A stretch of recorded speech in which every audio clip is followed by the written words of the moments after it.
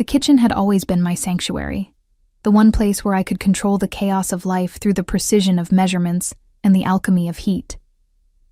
But tonight, standing in the industrial kitchen of the Castellano Grand Hotel, preparing canapés for a gala I was organizing, rather than cooking for my own restaurant, that sanctuary felt more like a prison of my own making. My hands moved automatically, piping delicate rosettes of truffle cream onto crisp pastry shells, but my mind was elsewhere. 3 years. It had been 3 years since Marcus destroyed everything I'd built. 3 years since I'd walked into La Maison Rouge, my restaurant, my dream, my entire life's work, to find the locks changed and a legal notice taped to the door. Marcus had stolen my recipes, my concept, my investor contacts, and opened his own establishment across town. By the time my lawyers finished explaining how thoroughly he'd manipulated the contracts I'd signed when we were engaged, I had nothing left but debt and a reputation in tatters. "Miss Sullivan?" A voice interrupted my bitter reverie. I looked up to find one of Theo Castellano's security team standing in the doorway, his presence somehow both deferential and commanding. "Mr. Castellano requests your presence in his office before the gala begins." My stomach tightened. In the 6 months I'd worked for Castellano Events, I'd met Theodore Castellano exactly 3 times, and each encounter had left me unsettled in ways I couldn't articulate. He was younger than I'd expected for someone who controlled half of Chicago's luxury hospitality industry. Mid-30s, with dark hair that always looked like he'd been running his fingers through it, and eyes that seemed to catalog every detail about a person in seconds. There was something dangerous about him, something that made the small hairs on the back of my neck stand up whenever he looked at me, which was often and intensely. "I'm in the middle of..." I gestured at the 100 remaining canapés. "Now, Miss Sullivan." The security guard's tone left no room for argument. I wiped my hands on my apron, checked my reflection in the stainless steel refrigerator, auburn hair escaping its professional bun, a smudge of truffle cream on my cheek, and followed him through the hotel's private corridors. We took an elevator that required a keycard to a floor I'd never visited, emerging into a hallway lined with what looked like original Renaissance paintings. Theo's office was more like a penthouse apartment, with floor-to-ceiling windows offering a breathtaking view of the Chicago skyline at dusk. He stood at those windows, his back to me, wearing a tuxedo that had clearly been tailored to emphasize his broad shoulders and lean frame. When he turned, his expression was unreadable. "Tessa." My name and his voice always did something strange to my pulse. "Thank you for coming." Did I have a choice? The words came out sharper than I'd intended, born from years of being manipulated by men who smiled while they destroyed me. Something flickered in his eyes. Surprise, maybe, or approval. "You always have a choice. That's why I wanted to speak with you before tonight's event." He moved to a bar cart and poured 2 glasses of wine without asking if I wanted one. "There's someone attending tonight who I suspect will be unpleasant for you." My mouth went dry. "Who?" "Marcus Whitmore." Theo handed me a glass, his fingers brushing mine in a way that felt deliberate. "He's attending as the guest of Vincent Calabrese, who's considering a partnership with Marcus's restaurant group." The wine sloshed dangerously close to the rim of my glass. Vincent Calabrese. Even I knew that name. Old money, older grudges, and rumored connections to organized crime that no one discussed openly. "Why are you telling me this?" "Because I believe in being prepared." Theo's gaze never left my face. "And because I want you to know that if Marcus causes any problems tonight, I will handle it. Personally." There was something in the way he said "personally" that made it sound like a threat. Not to me. For me. "Mr. Castellano, I appreciate the warning, but I can handle Marcus. I've been handling him for 3 years. By hiding in my kitchen instead of running your own restaurant?" He said it gently, but the words still landed like a slap. "I know what he did to you, Tessa.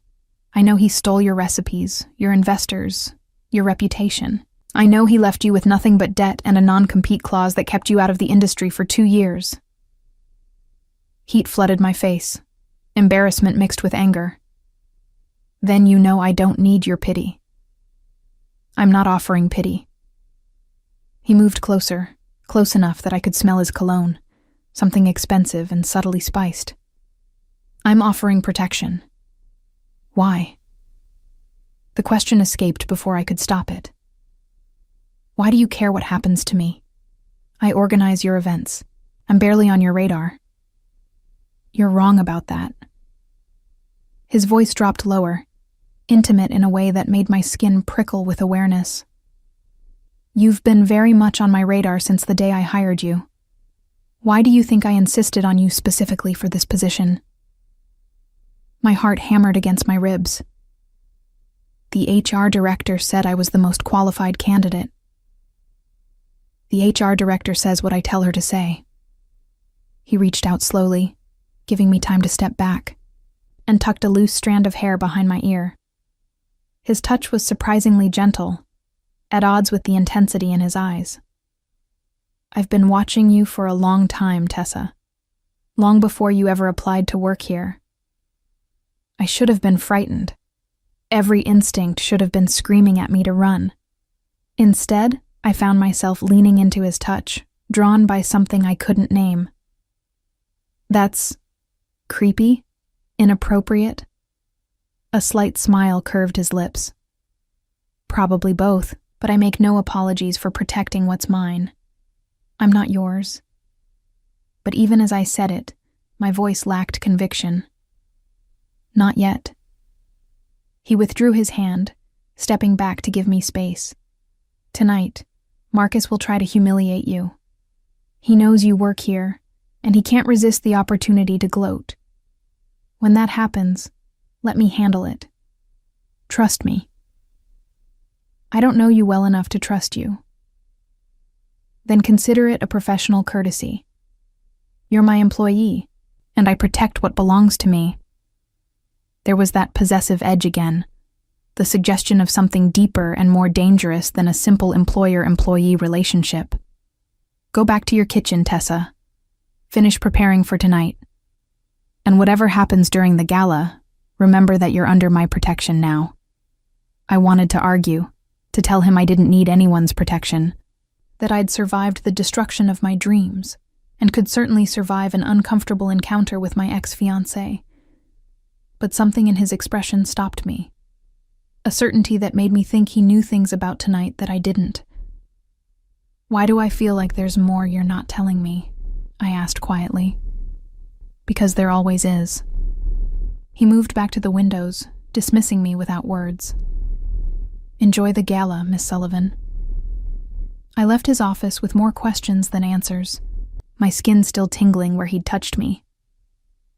The elevator ride back to the kitchen felt longer than it should have, giving me too much time to analyze the conversation, to wonder why Theodore Castellano, a man who commanded an empire, would concern himself with the wounded pride of a fallen chef. Back in the kitchen, my sous chef Jeremy looked up with relief. Thank God. I was about to send out a search party. What did Castellano want? To warn me that Marcus will be at the gala tonight. I tied my apron back on and returned to the canapes, needing the familiar ritual to steady my shaking hands. You're Marcus? The one who... That's the one. I focused on piping perfect rosettes, letting muscle memory take over. Apparently, he's partnering with some Calabrese person. Jeremy's face went pale. Vincent Calabrese? Tessa, that's not good. Why does everyone keep saying that name like it's a death sentence? He glanced around the kitchen as if checking for eavesdroppers, then lowered his voice. Because Vincent Calabrese is bad news. Old school Chicago family, if you know what I mean. The kind of people who make problems disappear. Permanently. A chill ran down my spine. And Marcus is partnering with him? Either Marcus is an idiot, or he's more dangerous than you thought. Jeremy resumed his work on the salmon tartare. Be careful tonight, okay? Stay in the kitchen. Stay out of sight. But I'd never been good at hiding. The gala began at 8, and within an hour the ballroom was filled with Chicago's elite. Old money, new money, and the kind of people who transcended such classifications entirely. I moved through the crowd with a clipboard, ensuring the catering staff maintained their precise timing, that the wine flowed freely, that every detail of the event reflected perfectly on Castellano events, and by extension, on Theo himself. I saw him across the room, surrounded by men in expensive suits, and our eyes met for a moment. He gave me an almost imperceptible nod, a reminder of his earlier promise. Then his attention returned to his conversation, and I continued my rounds. I didn't see Marcus until it was too late to avoid him. Well, well. His voice made my skin crawl. If it isn't my former protégé, reduced to party planning, how the mighty have fallen. I turned slowly, giving myself time to school my expression into something neutral. Marcus looked exactly as I remembered, classically handsome in that prep school way, blonde hair perfectly styled, wearing his success like a second skin. The woman on his arm was young, beautiful, and wearing a diamond that could probably pay my rent for a year. His new fiancé, I assumed. Marcus. I kept my voice professional, distant. I didn't realize you'd expanded your thievery to include Calabresi's money. Congratulations. His smile sharpened. Still bitter, I see. I thought you'd have gotten over it by now. After all, it's been what? 3 years? Time to move on, Tessa. I have moved on. I started to walk away, but his next words stopped me cold. Have you? Because from where I'm standing, you're still playing with food, just in someone else's kitchen instead of your own. He moved closer, his voice dropping to a mock whisper loud enough for nearby guests to hear. Tell me, how much did you have to degrade yourself to get this job? Or did Castellano just take pity on the poor chef whose boyfriend stole everything? Heat flooded my face. Around us, conversations faltered as people turned to watch the drama unfold. I saw his new fiancé's smug smile, saw the vindication in Marcus's eyes, and felt 3 years of rage and humiliation rising in my throat like bile. Mr. Whitmore. Theo's voice cut through the moment like a blade, smooth and deadly. I believe you're making my event planner uncomfortable. That displeases me. Marcus turned, his confidence faltering slightly at Theo's sudden appearance. Mr. Castellano, I was just harassing my employee. Theo moved to stand beside me, his hand settling on the small of my back with a possessiveness that sent shockwaves through my system. At my event, in my hotel, using information you somehow acquired about Miss Sullivan's employment here. His smile didn't reach his eyes. I'm curious how you came by that information, given that we don't publicize our staff roster. A flicker of uncertainty crossed Marcus's face. Vincent mentioned... Yes, Vincent. Theo's hand moved slightly, pulling me closer against his side. Your new partner. Tell me, does he know about your history with Miss Sullivan?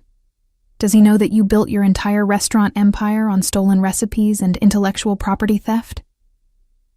The color drained from Marcus's face.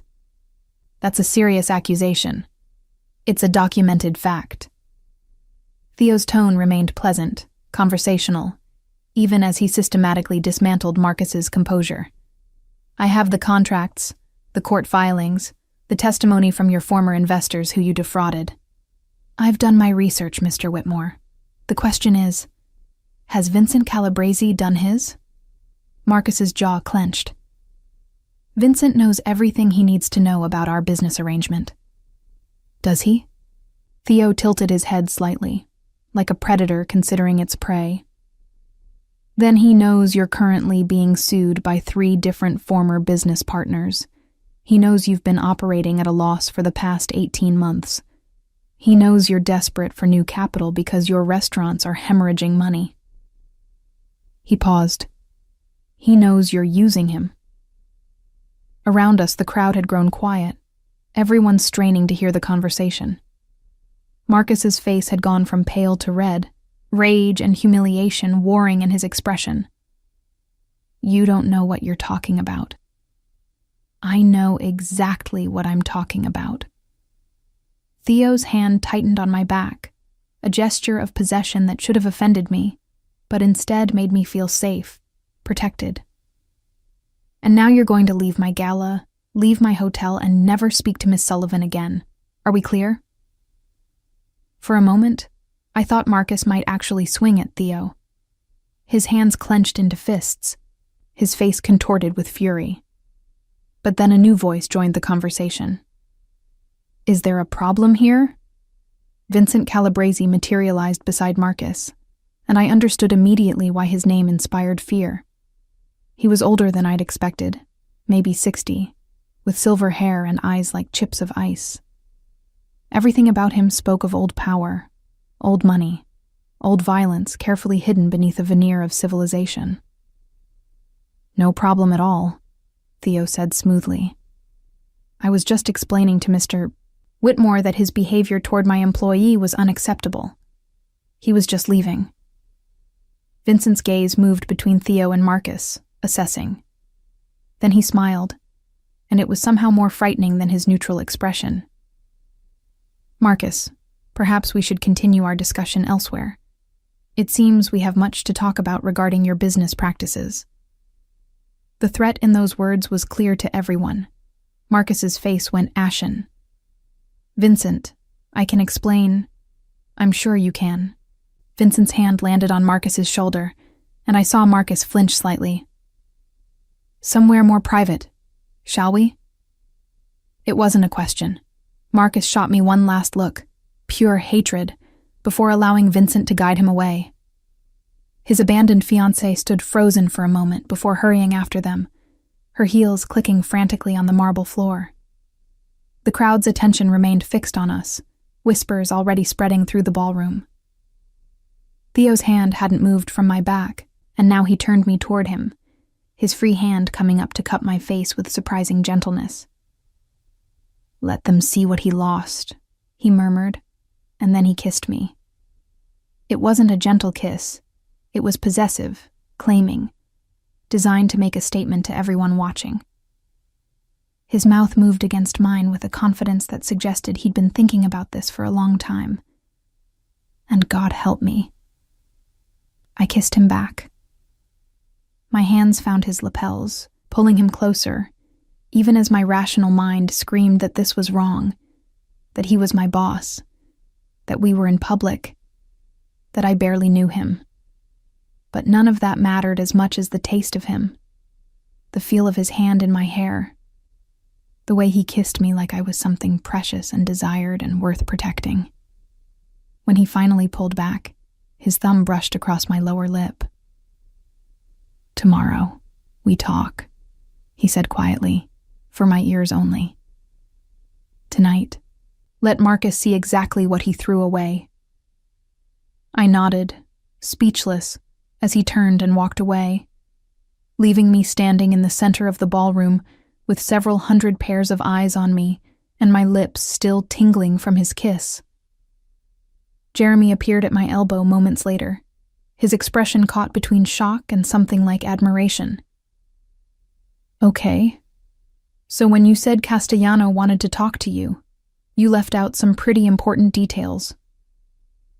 "I had no idea." I touched my lips, still unable to process what had just happened. "That wasn't planned." "Bullshit." But Jeremy was grinning.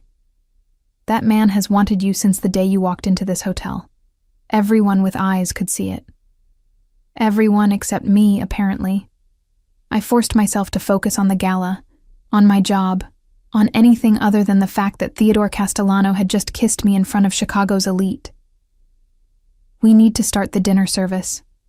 But as I returned to my duties, I couldn't shake the feeling that tonight had changed something fundamental.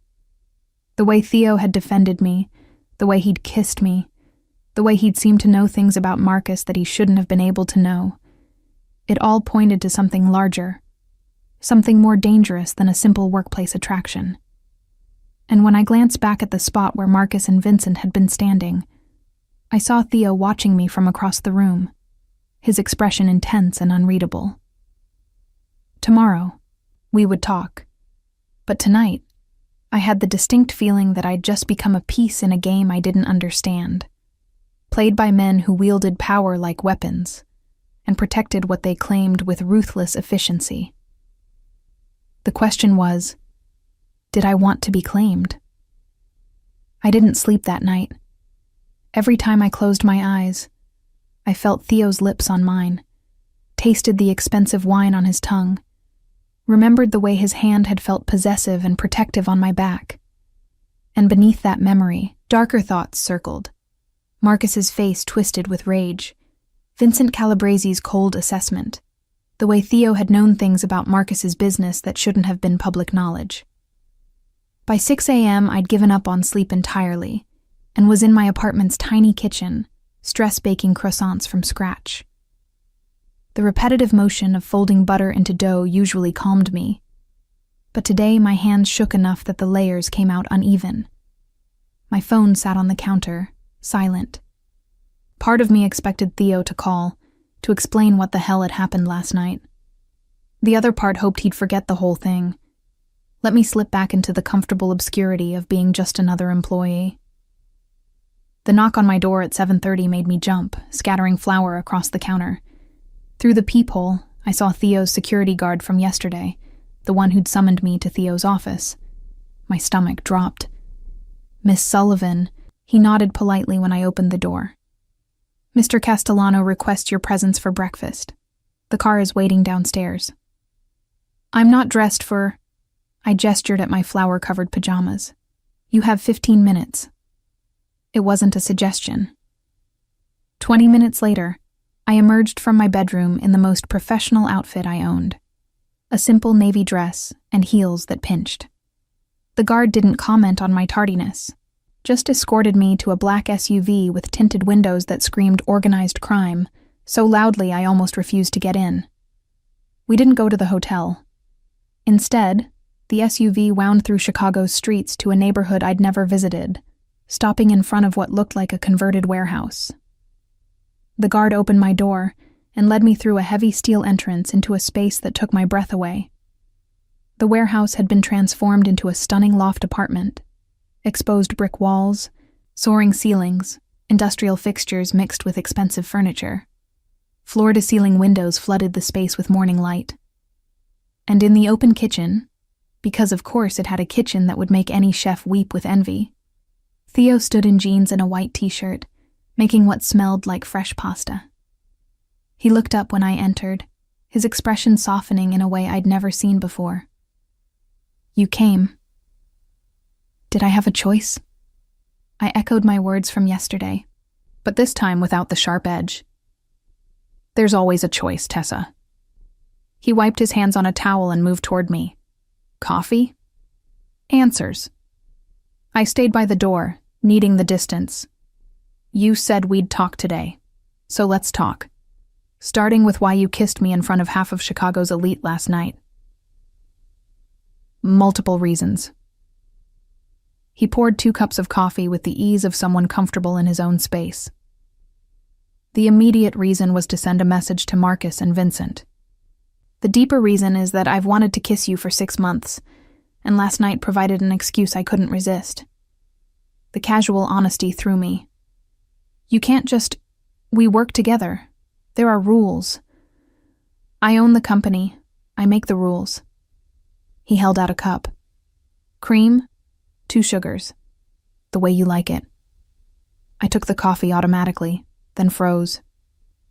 "How do you know how I take my coffee?" "The same way I know you bake when you're stressed, that you call your sister every Sunday at 3 p.m., that you haven't been on a date since Marcus, and that you have a scar on your left shoulder from the car accident that killed your parents when you were 16. His gaze never wavered. "I told you, Tessa. I've been watching you for a long time." Ice water flooded my veins. "That's not romantic. That's stalking. It's protection." He moved back to the stove, giving me space. 6 months ago, One of Marcus's former investors came to me with information about what Marcus had done to you. How he'd stolen your recipes, manipulated the contracts, destroyed your reputation. This investor felt guilty for believing Marcus's lies, and he wanted to make amends. My hands tightened around the coffee cup. What does that have to do with you? I looked into the situation. What I found made me angry. He stirred the pasta water, his movements controlled but tense. Marcus didn't just steal your recipes. He stole your entire identity as a chef. The food he serves in his restaurants, it's your food. The signature dishes everyone praises, you created them. He's built an empire on your talent while you hide in event planning. I'm aware of that. The bitterness in my voice surprised even me. I was there, remember? I lived through having everything stolen. But you don't know why. Theo turned to face me fully. Marcus didn't target you randomly. He was hired to do it. The world seemed to tilt. What?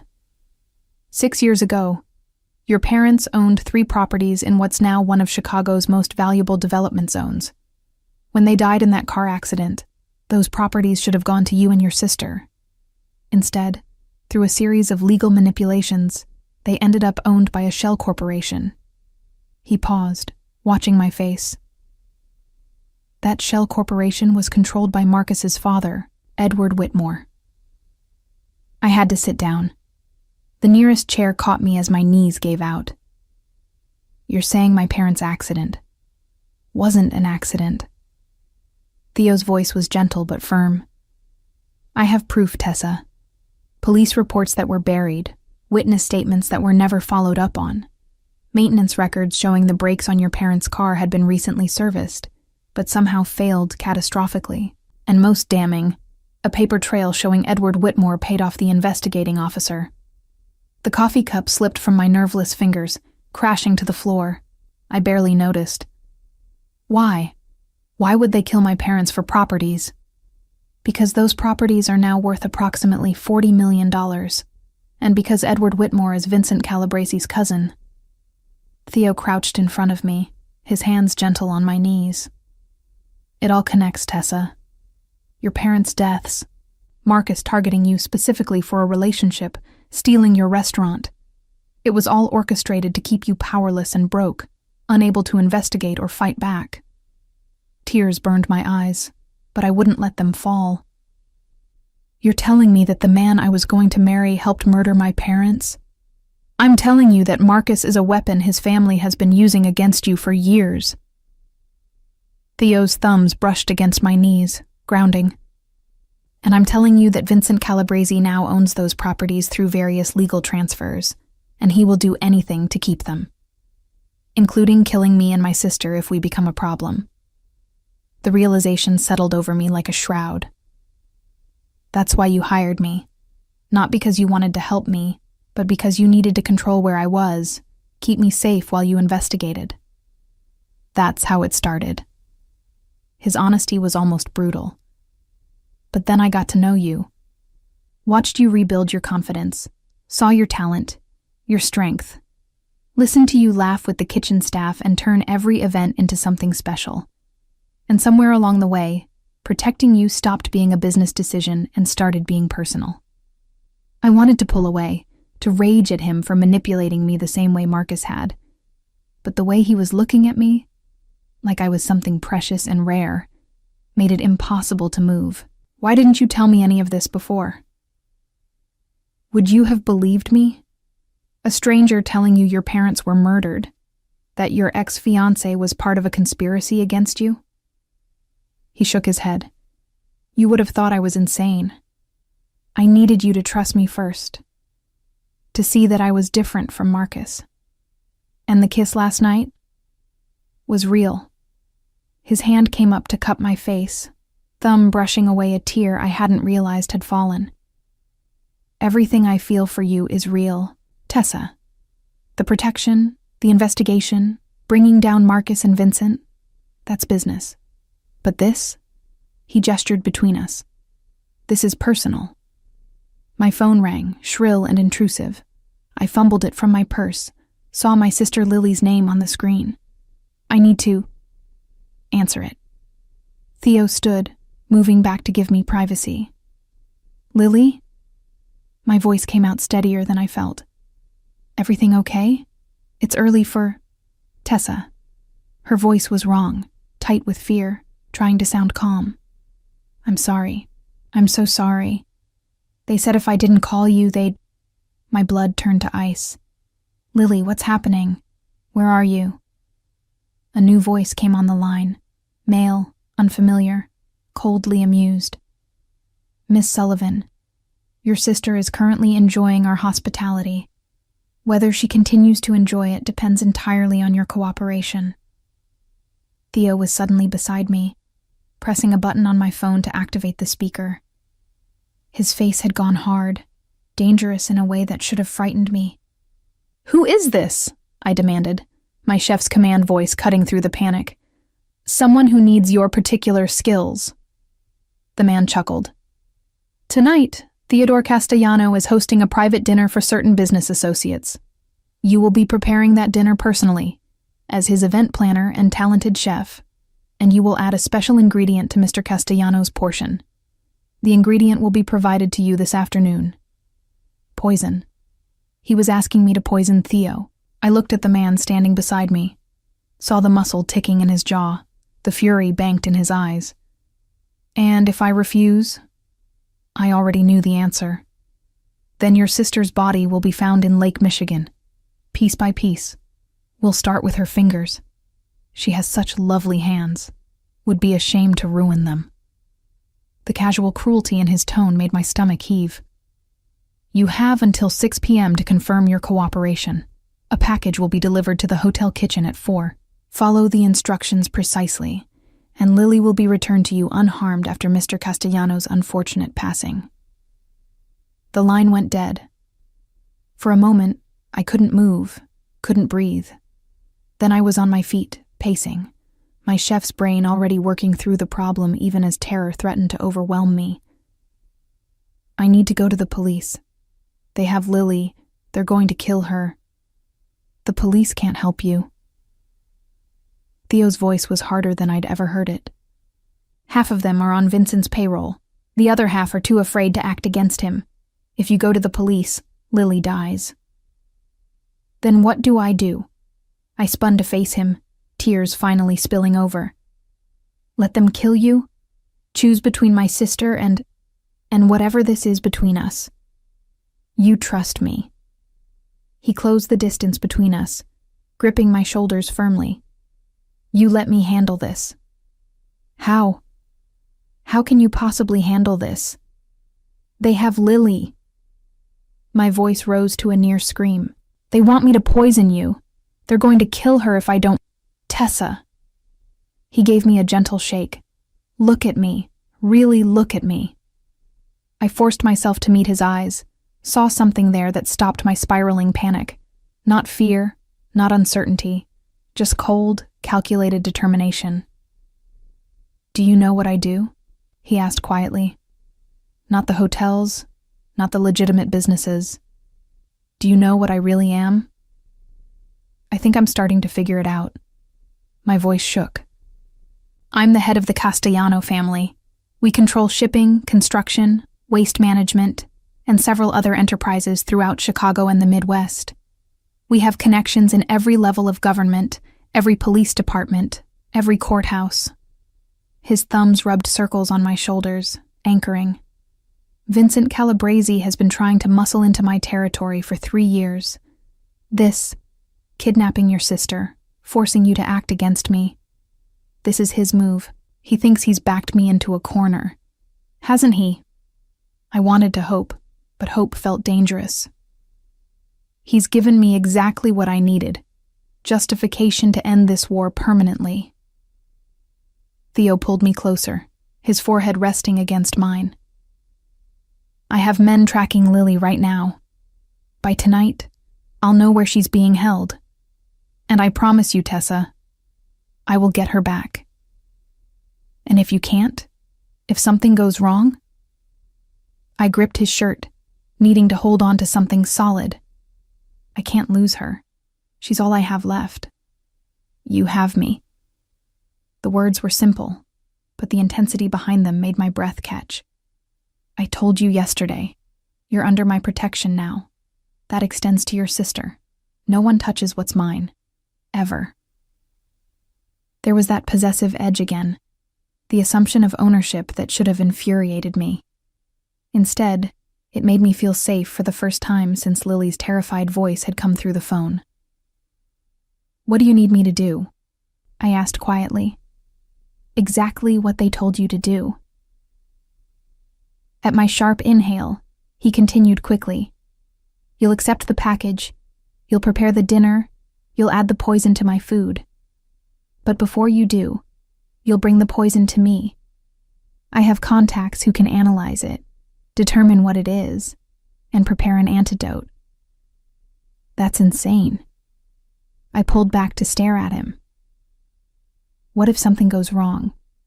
What if they're watching and see me give you the poison first? What if... Then we improvise. He cupped my face between his hands. But we will get Lily back, and we will destroy everyone involved in hurting your family. I swear it. His certainty was almost frightening. This was a man used to wielding power, used to winning, used to removing obstacles with ruthless efficiency. And right now, that power was focused on protecting me. Why? The question escaped before I could stop it. Why do you care so much? You barely know me. I know you better than you think. His smile was slight, sad. 6 months of watching, learning everything about you. 6 months of seeing your strength, your talent, the way you've survived everything life threw at you. 6 months of falling for a woman who didn't even know I existed beyond a distant boss. Theo, I didn't know what to say. You don't have to say anything. He pressed a kiss to my forehead, gentle and lingering. Just trust me. Let me protect you and Lily. And when this is over, when Vincent and Marcus and everyone who hurt you is dealt with, then we'll figure out what this is between us. And if I can't handle what you are, I had to ask. If I can't live with the violence, the crime, then I'll let you go. The pain in his voice was real.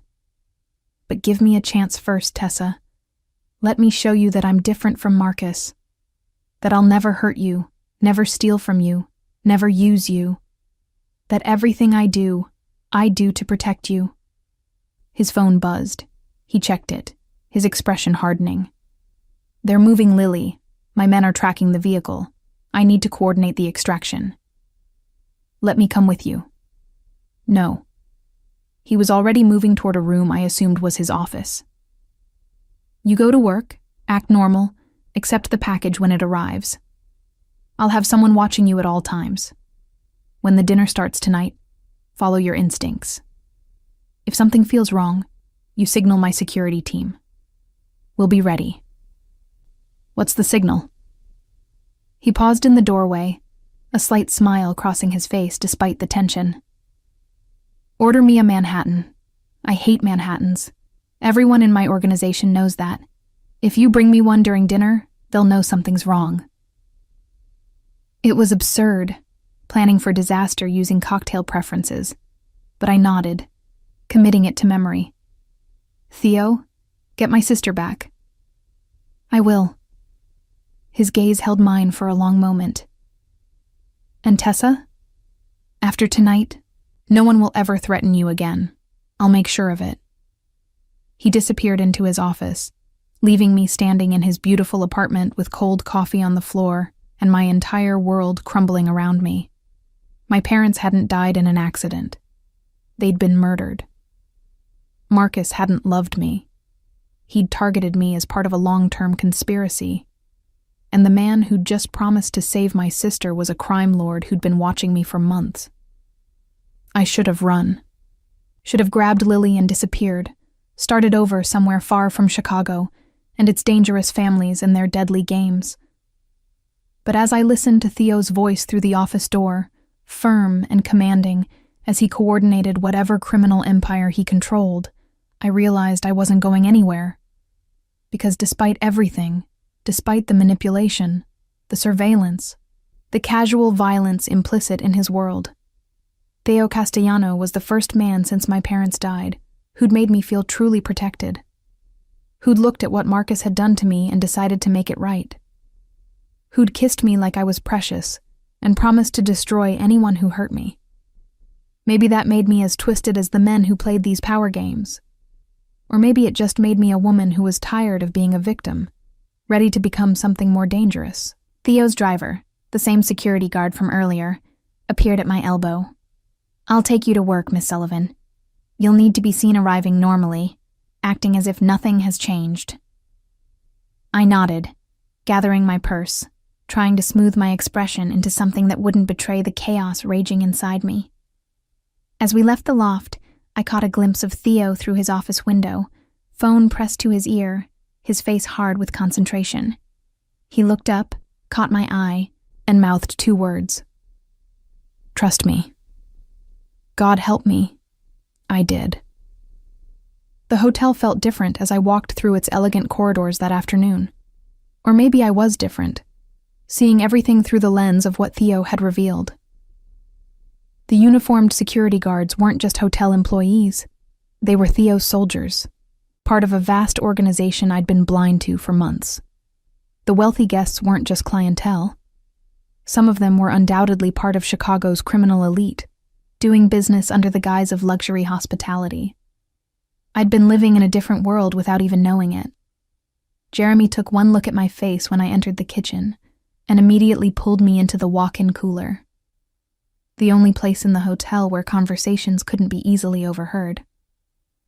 "What happened?" His hands gripped my shoulders, forcing me to meet his eyes. "You look like you've seen a ghost." "Lily's been kidnapped." The words came out flat, drained of emotion by sheer shock. "They're making me poison Theo tonight or they'll kill her." Jeremy's face went pale, then red with fury. "Who? Marcus? Vincent? Does it matter?" I laughed, a jagged sound with no humor in it. "They have my sister. They want me to murder my boss. And Theo just told me that my parents' car accident 6 years ago wasn't an accident. It was murder orchestrated by Marcus's family to steal our properties." Jesus Christ. Jeremy pulled me into a hug, and I let myself lean into his warmth for just a moment. "What are you going to do?" "Exactly what they're asking. Theo knows about the poisoning attempt. He has a plan to get Lily back." I pulled away, forcing myself to breathe evenly. "The package should arrive at 4. I need you to pretend everything's normal, okay? Can you do that?" "Tessa, this is insane. You should go to the police." "The police can't help." I repeated Theo's words, believing them now. "This is bigger than me, bigger than Lily. This is about territory and power and old grudges I didn't even know existed. The only person who can help us is Theo." Jeremy's expression said everything about what he thought of trusting a crime lord with our lives, but he nodded. "What do you need from me?" "Help me prep for tonight's dinner. Beef Wellington, because of course Vincent Calabresi wants the most complicated, showiest dish possible. Keep everyone focused on the food, not on me. And if anything goes wrong..." I gripped his hand hard. "Get out. Don't try to be a hero." "Screw that."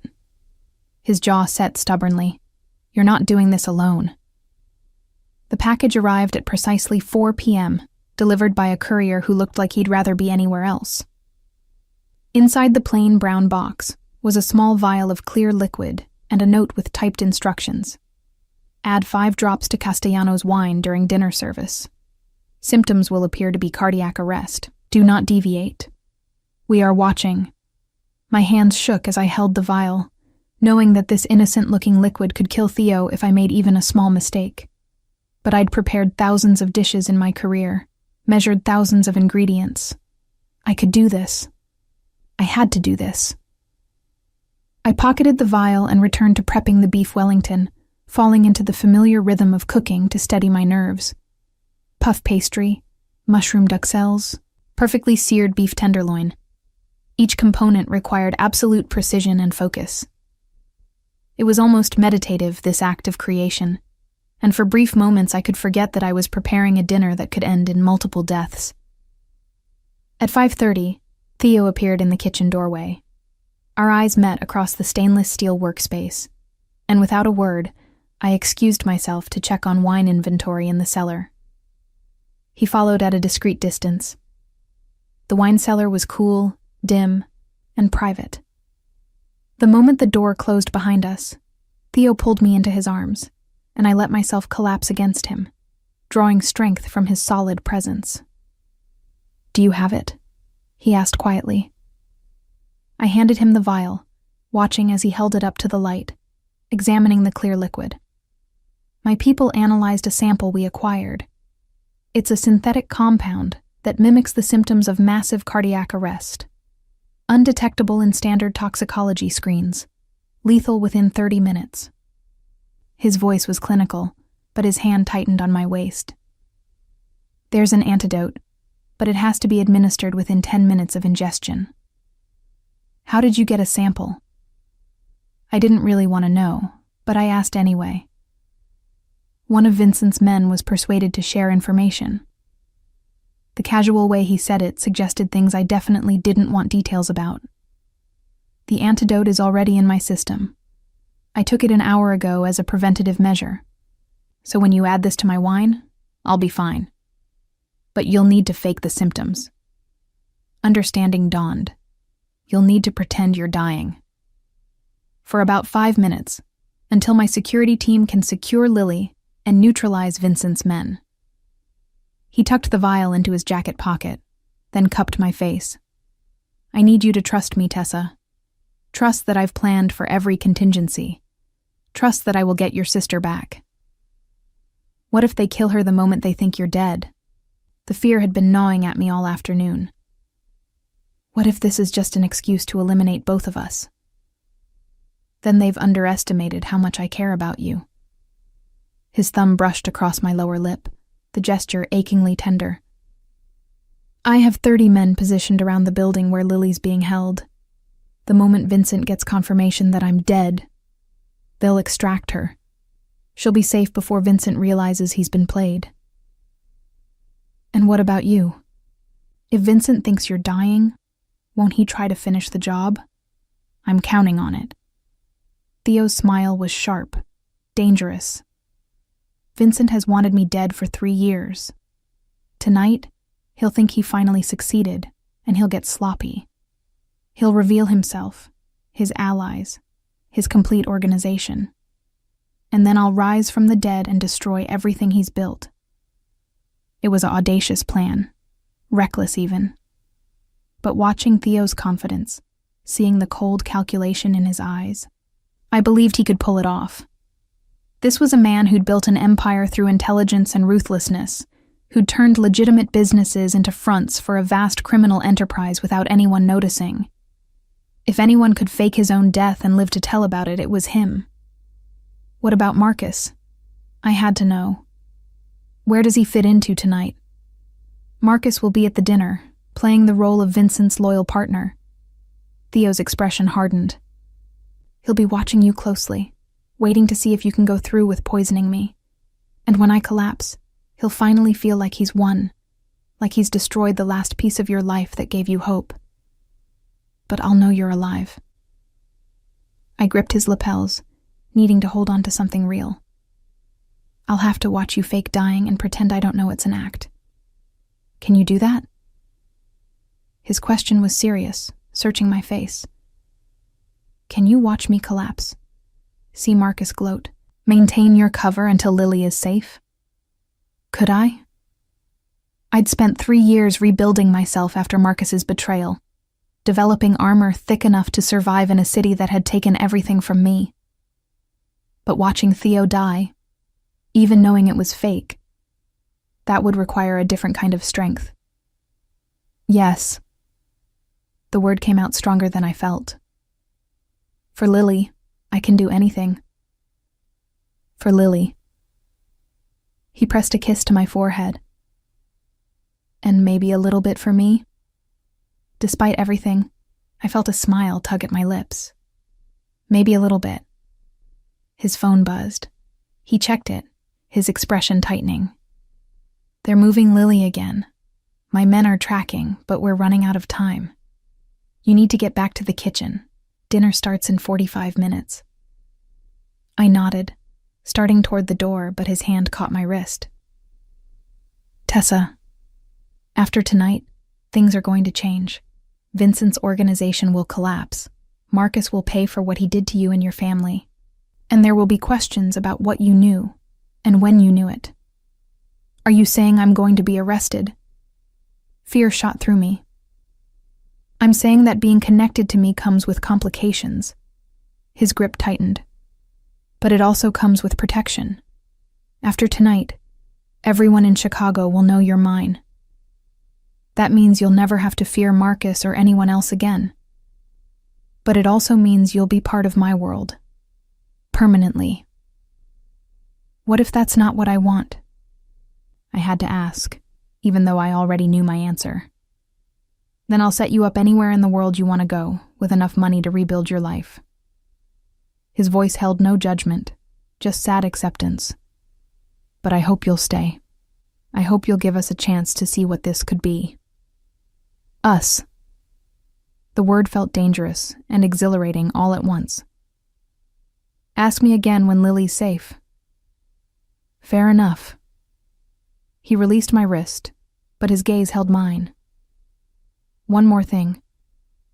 When I collapse tonight, Vincent will likely try to get you alone, to ensure you actually poisoned me and aren't somehow involved in a counter-operation. He might threaten you, might offer you money to disappear, might even try to kill you if he thinks you're a liability. My blood ran cold. How do I protect myself? You don't. My men will protect you. He pulled a small device from his pocket. It looked like an elegant bracelet with a single diamond. Wear this. If you press the stone, it sends an immediate alert to my security team. They'll be on you in seconds. I let him fasten the bracelet around my wrist, the weight of it both comforting and terrifying. I was really doing this, really about to poison my employer, watch him fake his death, and survive whatever came after. Theo, if something goes wrong, it won't. He cut me off with another kiss, this one fierce and claiming. But if it does, know that protecting you and Lily is worth any risk. You're worth any risk. Then he was gone, leaving me alone in the wine cellar with shaking hands and a bracelet that felt like both armor and a collar. The next 45 minutes passed in a blur of controlled chaos. The beef Wellington came out perfectly. Golden puff pastry, pink beef, rich duxelles, plated with artistic precision on bone china. The wine was decanted, the table in the private dining room set with crystal and candles. Everything was perfect, elegant, exactly the kind of dinner that would be remembered. Just not for the reasons Vincent thought. I watched through the kitchen service window as the guests arrived. Vincent Calabresi, silver-haired and coldly handsome in a charcoal suit. Marcus, looking smug and viciously satisfied, his new fiancée conspicuously absent. 3 other men I didn't recognize, all with the same aura of controlled violence that hung around Vincent like expensive cologne. And Theo, appearing last, looking devastatingly handsome in a black tuxedo, his expression politely neutral as he greeted his enemies like honored guests. My hands clenched on the counter. Jeremy appeared at my elbow, his face tight with worry. Are you sure about this? No. Honesty felt safer than bravado. But what choice do I have? You could run, right now. Just leave and never look back. And abandon Lily? Abandon Theo? I shook my head. That's not who I am anymore. I'm done running from Marcus. done letting powerful men decide my fate. Tonight, I fight back. Jeremy studied me for a long moment, then nodded. Then let's make this the best damn last meal of Vincent Calabresi's career. We served the first course. Seared scallops with parsnip puree and microgreens. I watched the guests eat, saw Marcus lean over to whisper something to Vincent, both men's gazes sliding toward the kitchen where they knew I was watching. Theo caught my eye for just a moment, his expression unreadable. Second course, third course. The dinner progressed with agonizing slowness, each dish a masterpiece that I barely registered preparing. My entire being was focused on the wine service approaching with the main course, on the vial in my pocket that felt heavier with each passing minute. When the beef Wellington was plated and ready, I pulled the vial from my pocket with shaking hands. 5 drops into Theo's wine. That's all it would take. Let me do it. Jeremy reached for the vial, but I pulled back. No. If this goes wrong, I won't let you go down with me. I uncorked Theo's wine, a Bordeaux that cost more than my monthly rent, and carefully, precisely, added 5 drops of the clear liquid. It dissolved instantly, leaving no trace. I handed the wine glass to the server along with the others, watched her carry them into the dining room on a silver tray. Through the window, I saw her place each glass in front of its designated guest, saw Theo lift his, swirl it professionally, inhale the bouquet. Then he drank. For 10 seconds, nothing happened. Theo continued his conversation with the man to his left, his expression pleasant and engaged. Marcus watched him like a hawk, waiting. Vincent's face remained impassive, but his fingers drummed once against the table, the only sign of his anticipation. Then Theo's hand went to his throat. His eyes widened, the glass dropping from his fingers to shatter against the floor. He tried to stand, stumbled, his chair crashing backward as he fell. The dining room erupted into chaos. Vincent was on his feet instantly, as were his men. Marcus stood frozen, shock and savage satisfaction warring on his face. And Theo was on the floor, convulsing, his face contorted in apparent agony, foam flecking his lips. It looked real. God help me, it looked real. And even knowing it was an act, I felt my heart shatter watching him. One of Vincent's men, a thick-necked enforcer, pulled a gun and pointed it at Theo's writhing form. Should I finish him? No. Vincent's voice cut through the chaos. Let the poison do its work. I want to watch him die slowly. Know that his empire is about to become mine. Marcus finally found his voice. What about the chef? She did this? Vincent's cold gaze swung toward the kitchen, toward me. Bring her to me. 2 men I didn't recognize strode into my kitchen, grabbed my arms before I could react, and dragged me into the dining room. I didn't fight, couldn't afford to break character now. I kept my face blank, shocked, as if I couldn't understand what was happening. They threw me down beside Theo's still convulsing body. This close, I could see the sweat on his face, the way his muscles locked and spasmed. He was good. Too good. If I hadn't known better, I would have sworn he was dying. Vincent crouched beside me, his hand fisting in my hair, wrenching my head back to force me to look at him. Did you do this? I don't... I let my voice shake, let real tears fall. He's dying. Oh God, he's dying and I... Answer the question. Vincent's grip tightened painfully. Did you poison Theodore Castellano? Behind him, Marcus watched with undisguised glee. This was his revenge fantasy playing out. Me broken and terrified, Theo dying, everything I cared about destroyed. He didn't even try to hide his satisfaction. They have my sister. The words tumbled out, half truth and half lie. They said they'd kill her if I didn't put something in his wine. Good girl. Vincent's smile was hideous, triumphant. Your sister is fine, for now. Whether she stays that way depends on how useful you continue to be. Theo's convulsions were slowing. His breathing became shallow, ragged. I watched him, counted the seconds, waited for the signal that would tell me Lily was safe. Vincent's phone buzzed. He released my hair to check it, his expression shifting from triumph to confusion to fury in seconds. What the hell? Whatever he'd been about to say was cut off by the sound of breaking glass from multiple directions. Suddenly, the dining room was filled with armed men in black tactical gear, red laser sights painting every surface, and a voice over a megaphone ordering everyone to get on the ground. But I only had eyes for Theo, who opened his eyes, looked directly at me, and winked. Then all hell broke loose. The next 60 seconds were the longest of my life. Vincent's men reached for their weapons, but Theo's security team was faster, better trained, utterly ruthless. Gunshots cracked through the elegant dining room, shattering crystal and splintering wood paneling. I threw myself flat beside Theo as bullets zipped overhead, my chef's instinct to avoid injury overriding everything else. Then Theo was moving, not dying, not weak, but rising with lethal grace, pulling a gun from somewhere inside his jacket and putting 2 rounds into the chest of the enforcer who'd suggested finishing him off minutes earlier. The man dropped like a puppet with cut strings. "Stay down!" Theo shouted at me, then pivoted to aim at Vincent, who'd managed to draw his own weapon. But one of Theo's men tackled Vincent before he could fire, slamming him face first into the imported Italian tile with a crunch that suggested a broken nose. Marcus tried to run.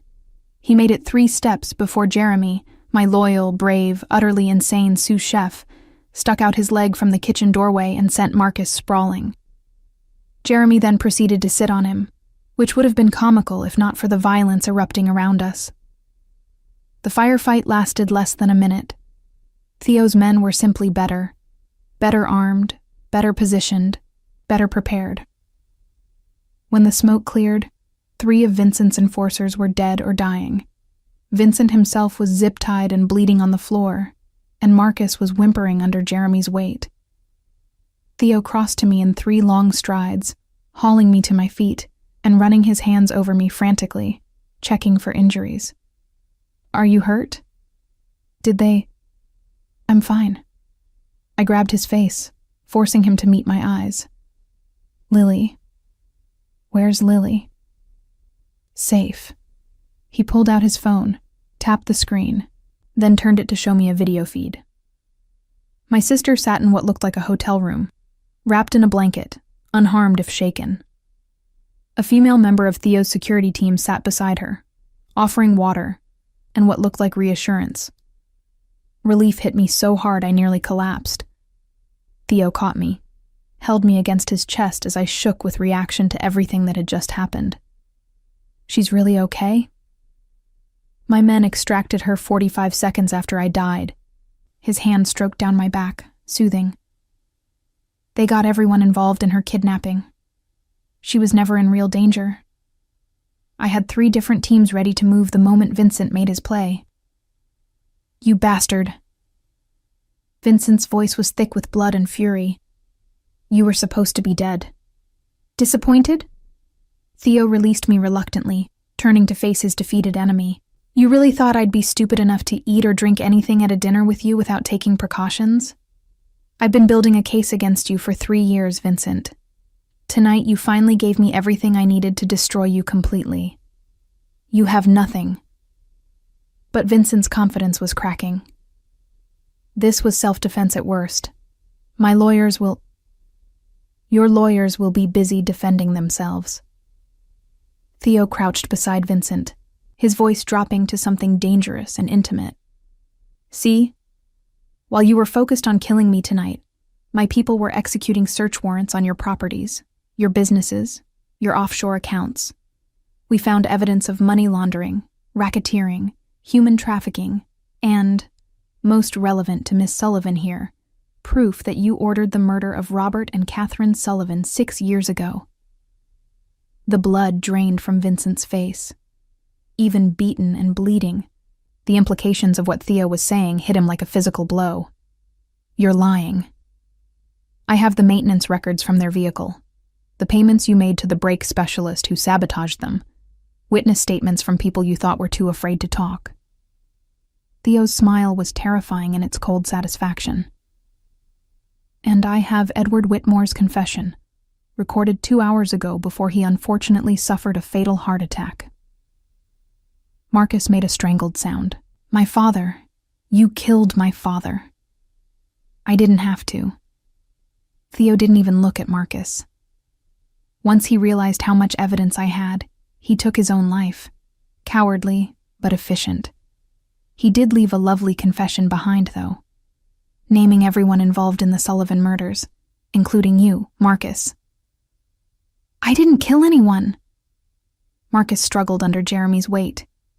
I was 17 when they died. I didn't even know Tessa then. No, but you knew what your father had done when you targeted her years later.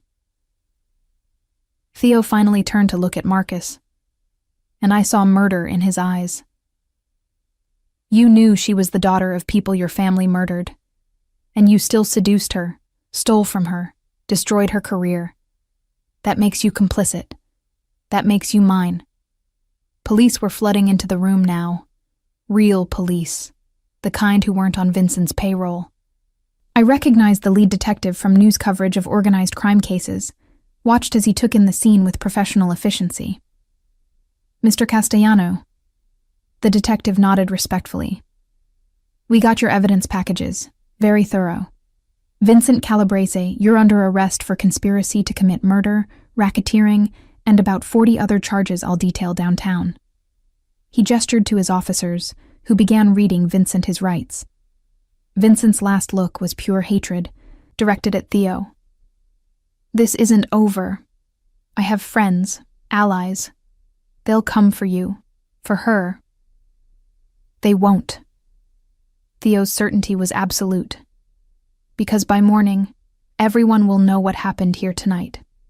They'll know you tried to kill me and failed. They'll know I have evidence to bring down anyone connected to you. And they'll know that Tessa Sullivan is under my personal protection, which means she's untouchable. He paused. Unless they want to end up like you. As the police led Vincent away, I felt the reality of what had just happened begin to sink in. My parents' murderers would face justice. Marcus would pay for what he'd done to me. Lily was safe. And I was standing in a destroyed dining room, having just participated in an elaborate criminal conspiracy, watching the man I'd poisoned orchestrate the arrest of Chicago's most dangerous crime family. I think I need to sit down. My voice sounded distant, disconnected. Theo was beside me instantly, guiding me to an undamaged chair, kneeling in front of me. Breathe, Tessa. Just breathe. It's over. Is it? I looked around at the bodies being covered, the evidence being photographed, Marcus being led away in handcuffs. My parents were murdered. I poisoned you. My hands started shaking uncontrollably. I could have killed you. If your antidote hadn't worked, if something had gone wrong. But it didn't. His hands closed over mine, warm and steady. You trusted me, and I kept you safe. I kept Lily safe. I kept my promise. By faking your own death and starting a war. Hysteria bubbled up in my throat as a laugh. This is insane. You're insane. I'm insane for going along with this. Probably. He smiled slightly. But you're also incredibly brave. You faced down your worst fear to save your sister. You trusted me even when every instinct probably told you not to. And you're still here, still standing, when most people would have fallen apart. Jeremy appeared, looking rumpled and proud. For what it's worth, that was the most badass thing I've ever seen. Both of you. Though next time you plan to fake a death, maybe give your sous chef a heads up, I nearly had a heart attack. You sat on Marcus. I started laughing, couldn't stop. You literally sat on him like he was a toddler throwing a tantrum. He weighs like 150 pounds. It wasn't hard. Jeremy grinned. Besides, after what he did to you, I've wanted to punch him for 3 years. Sitting on him was the next best thing. The detective approached, notebook in hand. Miss Sullivan, I need to take your statement about tonight's events and about your parents' case. The next 2 hours were a blur of questions, explanations, and legal maneuvering that I barely understood. Theo stayed beside me the entire time, his presence both comforting and intimidating as he guided my answers. Made sure I didn't incriminate myself in ways that couldn't be explained as acting under duress. By the time we finished, dawn was breaking over Chicago. The dining room had been cleared of bodies, evidence collected, and Theo's hotel staff were already working on repairs. You'd never know a small war had been fought here hours ago. I want to see Lily. I stood on shaking legs, exhausted but determined. She's at my penthouse. Theo offered his arm, and I took it, needing the support. I had her brought there as soon as she was medically cleared. She's safe, Tessa. I promise. The drive to Theo's building, a luxury high-rise with the kind of security that would make the Pentagon jealous, felt surreal. I kept waiting to wake up, to discover this was all some stress-induced nightmare. But Theo's hand stayed warm in mine, real and solid, anchoring me to reality. His penthouse took up the entire top floor, all glass and steel and expensive art that probably cost more than my entire life. But I barely noticed the luxury. All I saw was Lily, curled up on a massive sectional sofa, alive and whole and crying the moment she saw me. I ran to her, gathering my baby sister into my arms, both of us sobbing with relief and residual terror. She was 23, tall and beautiful, and so achingly young, and she'd been kidnapped because of a war I hadn't even known was being fought. I'm so sorry. I kissed her hair, her face, anywhere I could reach. God, Lily, I'm so sorry. This is all my fault. No. She pulled back, gripping my shoulders hard. Those men said you'd blame yourself. They said you'd feel guilty. But Tessa, you saved me. Whatever you did, however this happened, you saved me. Theo saved you. I glanced back at where he stood by the windows, giving us privacy. I did what I had to do. Lily's gaze followed mine, assessing. The scary hot mob boss? Crime lord. I don't know why I corrected her. And yes, the one who's been watching you for months? At my startled expression, she smiled shakily. His security team wasn't exactly subtle once they rescued me. They told me everything. How he's been protecting you, investigating your parents' death, planning to take down Vincent and Marcus. She paused. They also mentioned he's completely in love with you. My heart stuttered. They said that? They didn't have to.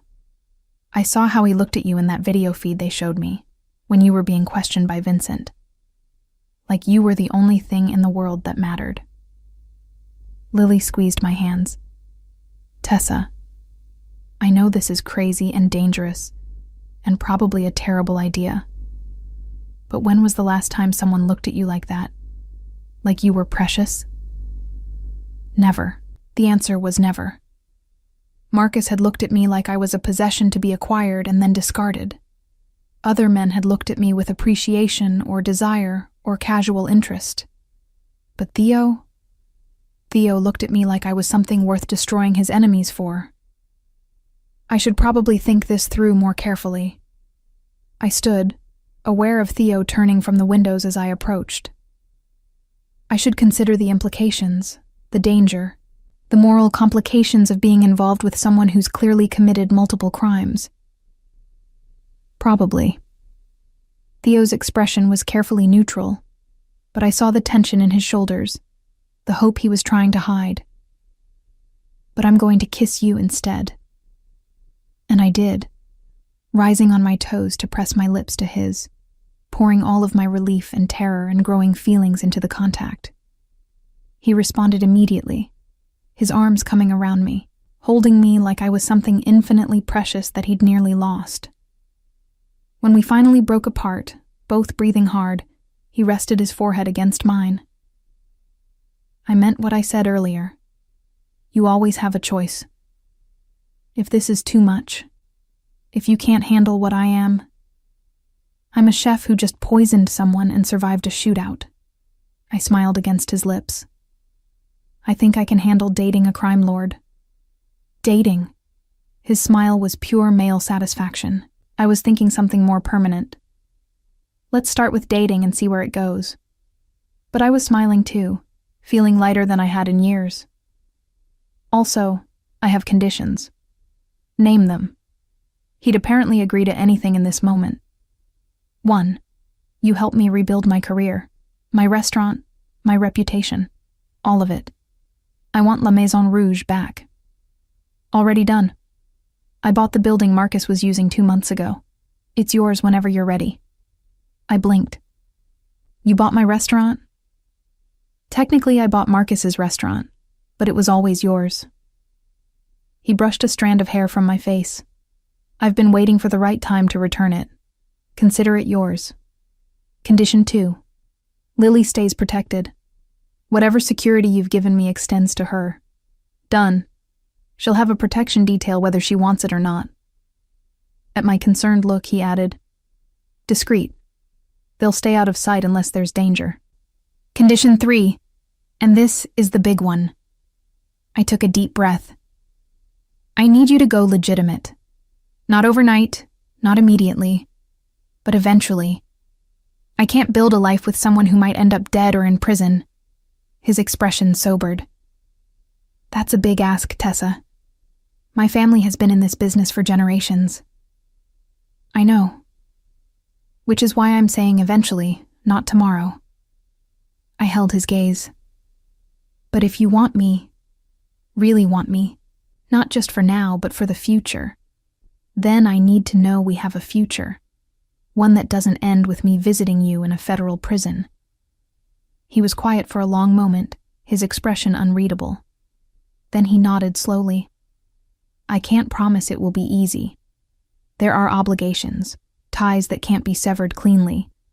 But I can start transitioning the legitimate businesses away from the criminal enterprises. It will take time, maybe years, but I'll do it. For you. For us. I corrected. Because I meant what I said about helping. I'm not just your girlfriend sitting at home waiting for you. I'm your partner in everything. His smile was slow, dangerous, and utterly captivating. Partner. I like the sound of that. Behind us, Lily cleared her throat loudly. This is super romantic and everything. But can we maybe get some food? I've been kidnapped and traumatized, and I stress eat. Theo laughed. A real, unguarded sound I'd never heard from him before. What would you like? I can have anything delivered. Tessa's cooking. Lily looked at me with pleading eyes. Please? Your risotto? The one with the wild mushrooms? I need comfort food made by my sister who just saved my life and took down a criminal empire. I didn't take down. I started. But Theo cut me off. Yes, you did. You were the catalyst for everything that happened tonight. Vincent underestimated you. Thought you were just a pawn. He didn't realize you were the queen. His hand found mine, squeezed. And queens don't just survive, they conquer. It was ridiculous, overdramatic, probably influenced by the adrenaline still flooding all of our systems. But standing in Theo's penthouse with my sister safe and the man who'd risked everything to protect us looking at me like I'd hung the moon, I felt something I hadn't felt in 6 years. I felt powerful. Okay. I headed toward what I assumed was the kitchen. But I'm using your ridiculously expensive ingredients, and you're going to sit there and watch me cook like normal people instead of hovering like the overprotective crime lord you are. I make no promises. But he followed me, and when I found his kitchen, which was even more spectacular than the one in his loft, he settled onto a bar stool and watched me work with an expression of profound contentment. Lily joined him, and for the next hour, I cooked for the two people I loved most in the world, using the skills my parents had taught me, in the city that had tried to destroy me, under the protection of a man who'd declared war on my enemies. It should have felt surreal.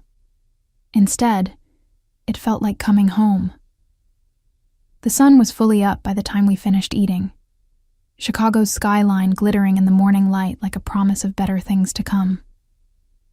Lily had finally crashed on Theo's guest bed, emotionally and physically exhausted, leaving Theo and me alone in his living room with cold coffee and the comfortable silence of people who'd survived something momentous together. "What happens now?" I asked, curled into the corner of his sectional sofa, wearing one of his t-shirts because my clothes from last night were covered in splattered sauce and the memory of violence. "Now?" Theo sat beside me, close enough that our thighs touched. "Now we rebuild. Your restaurant, your reputation, your life. Vincent's empire gets dismantled piece by piece. Marcus goes to prison for conspiracy to commit fraud, theft of intellectual property, and being an accessory after the fact to your parents' murders. Will it stick?" I'd seen enough crime shows to know that rich men with good lawyers often walked. "It will stick." His certainty was absolute. "I have prosecutors who owe me favors, judges who understand the value of my cooperation, and enough evidence to put Marcus away for 20 years minimum. He'll die in prison, Tessa. I'll make sure of it." I should have been horrified by his casual promise of destruction. Instead, I felt only grim satisfaction. "Good. As for your parents' case, that's trickier. Edward Whitmore is dead. Vincent will likely make a deal to testify against his remaining allies. But there are still loose ends. People who helped, who covered up evidence, who profited from your parents' deaths." He took my hand, his thumb tracing circles on my palm. "I'll find every single one of them, and I'll make them pay." "Legally?" I had to ask.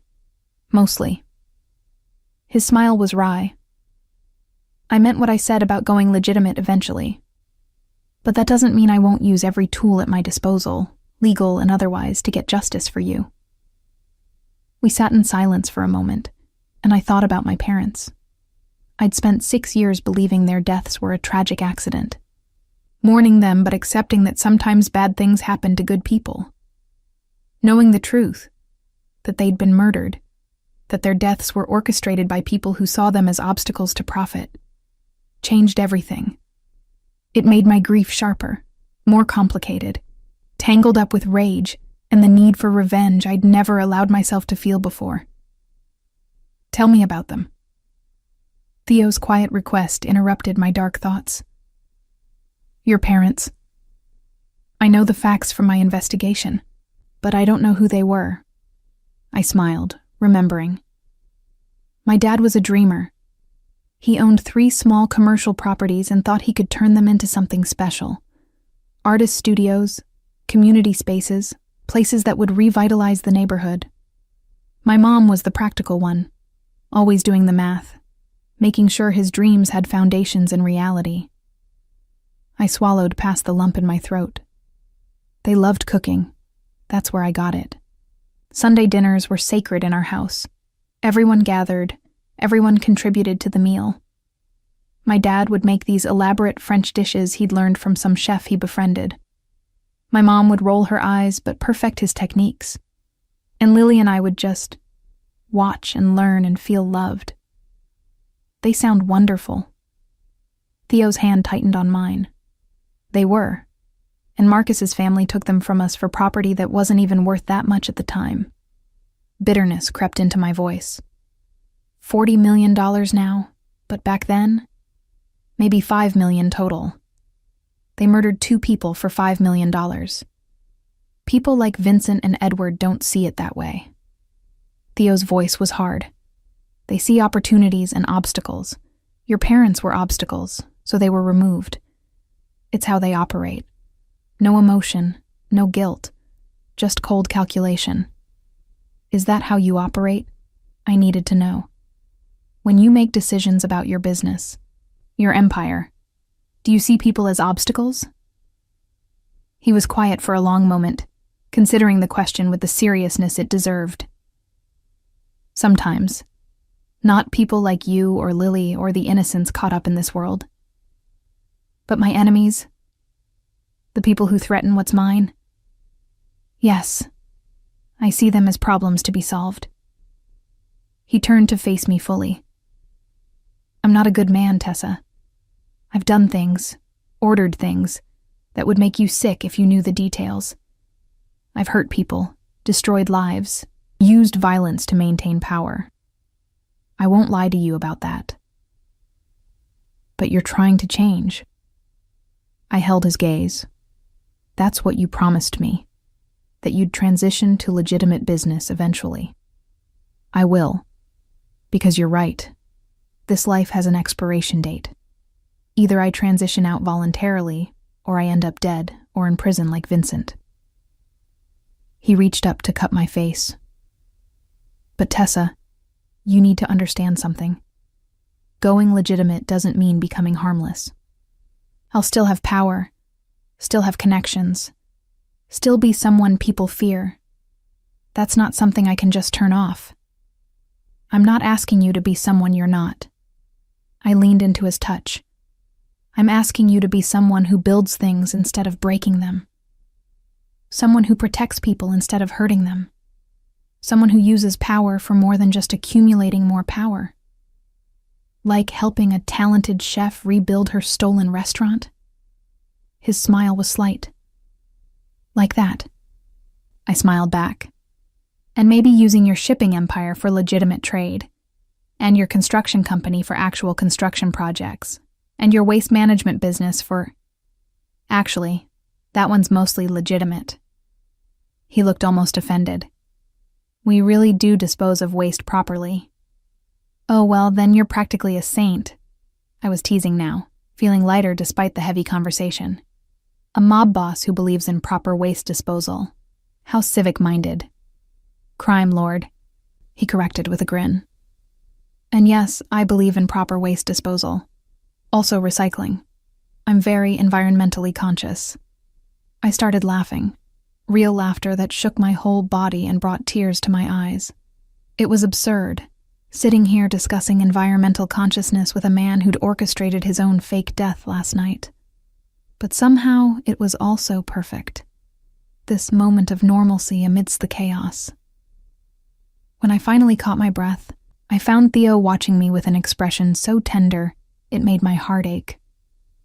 What? I love your laugh. He said it simply, like it was an obvious fact. I've been trying to make you laugh for 6 months, watching you work, seeing glimpses of the joy underneath the armor you wear. But you were always too guarded, too hurt. Hearing you laugh now, really laugh, feels like a gift. Theo. I didn't know what to say to that. The intensity of his feelings should have scared me. But instead, it made me feel cherished in a way I'd never experienced before. I know it's too soon to say certain things. He continued before I could respond.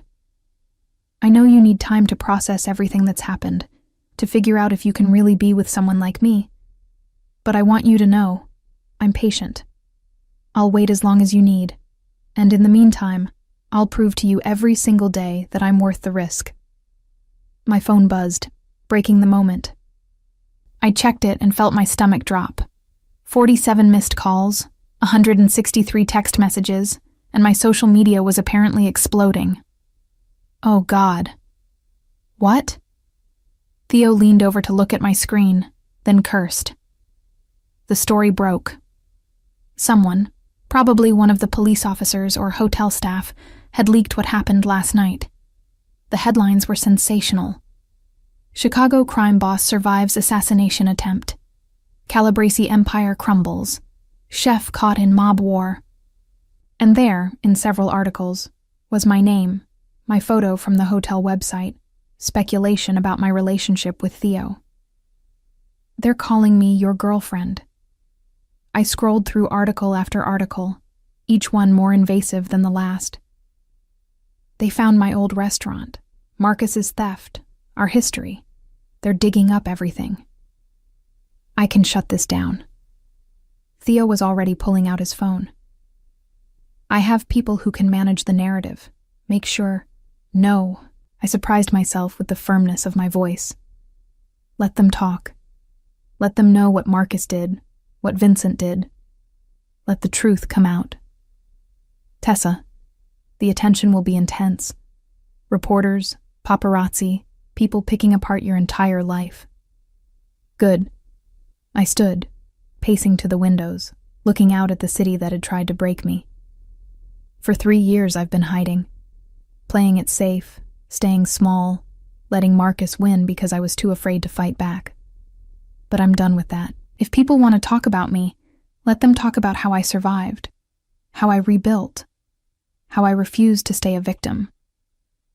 Theo joined me at the windows, his presence solid and reassuring at my back. You're sure? I'm sure. I turned to face him. Besides, they're going to find out about us eventually anyway. We might as well control the narrative from the start. Us? His smile was slow and devastating. So there is an us. Apparently. I tried to sound casual, but my racing heart betrayed me. Though we're taking it slow. Dating, remember? Not whatever this intense, possessive, you're mine thing is that you keep doing. I'll try to dial it back. He didn't sound convincing. Though fair warning, I've spent 6 months thinking of you as mine. That's not a switch I can just turn off. Then I guess I'll have to get used to it. I surprised us both by stepping closer, wrapping my arms around his waist. Because apparently I like the intense, possessive thing more than I should.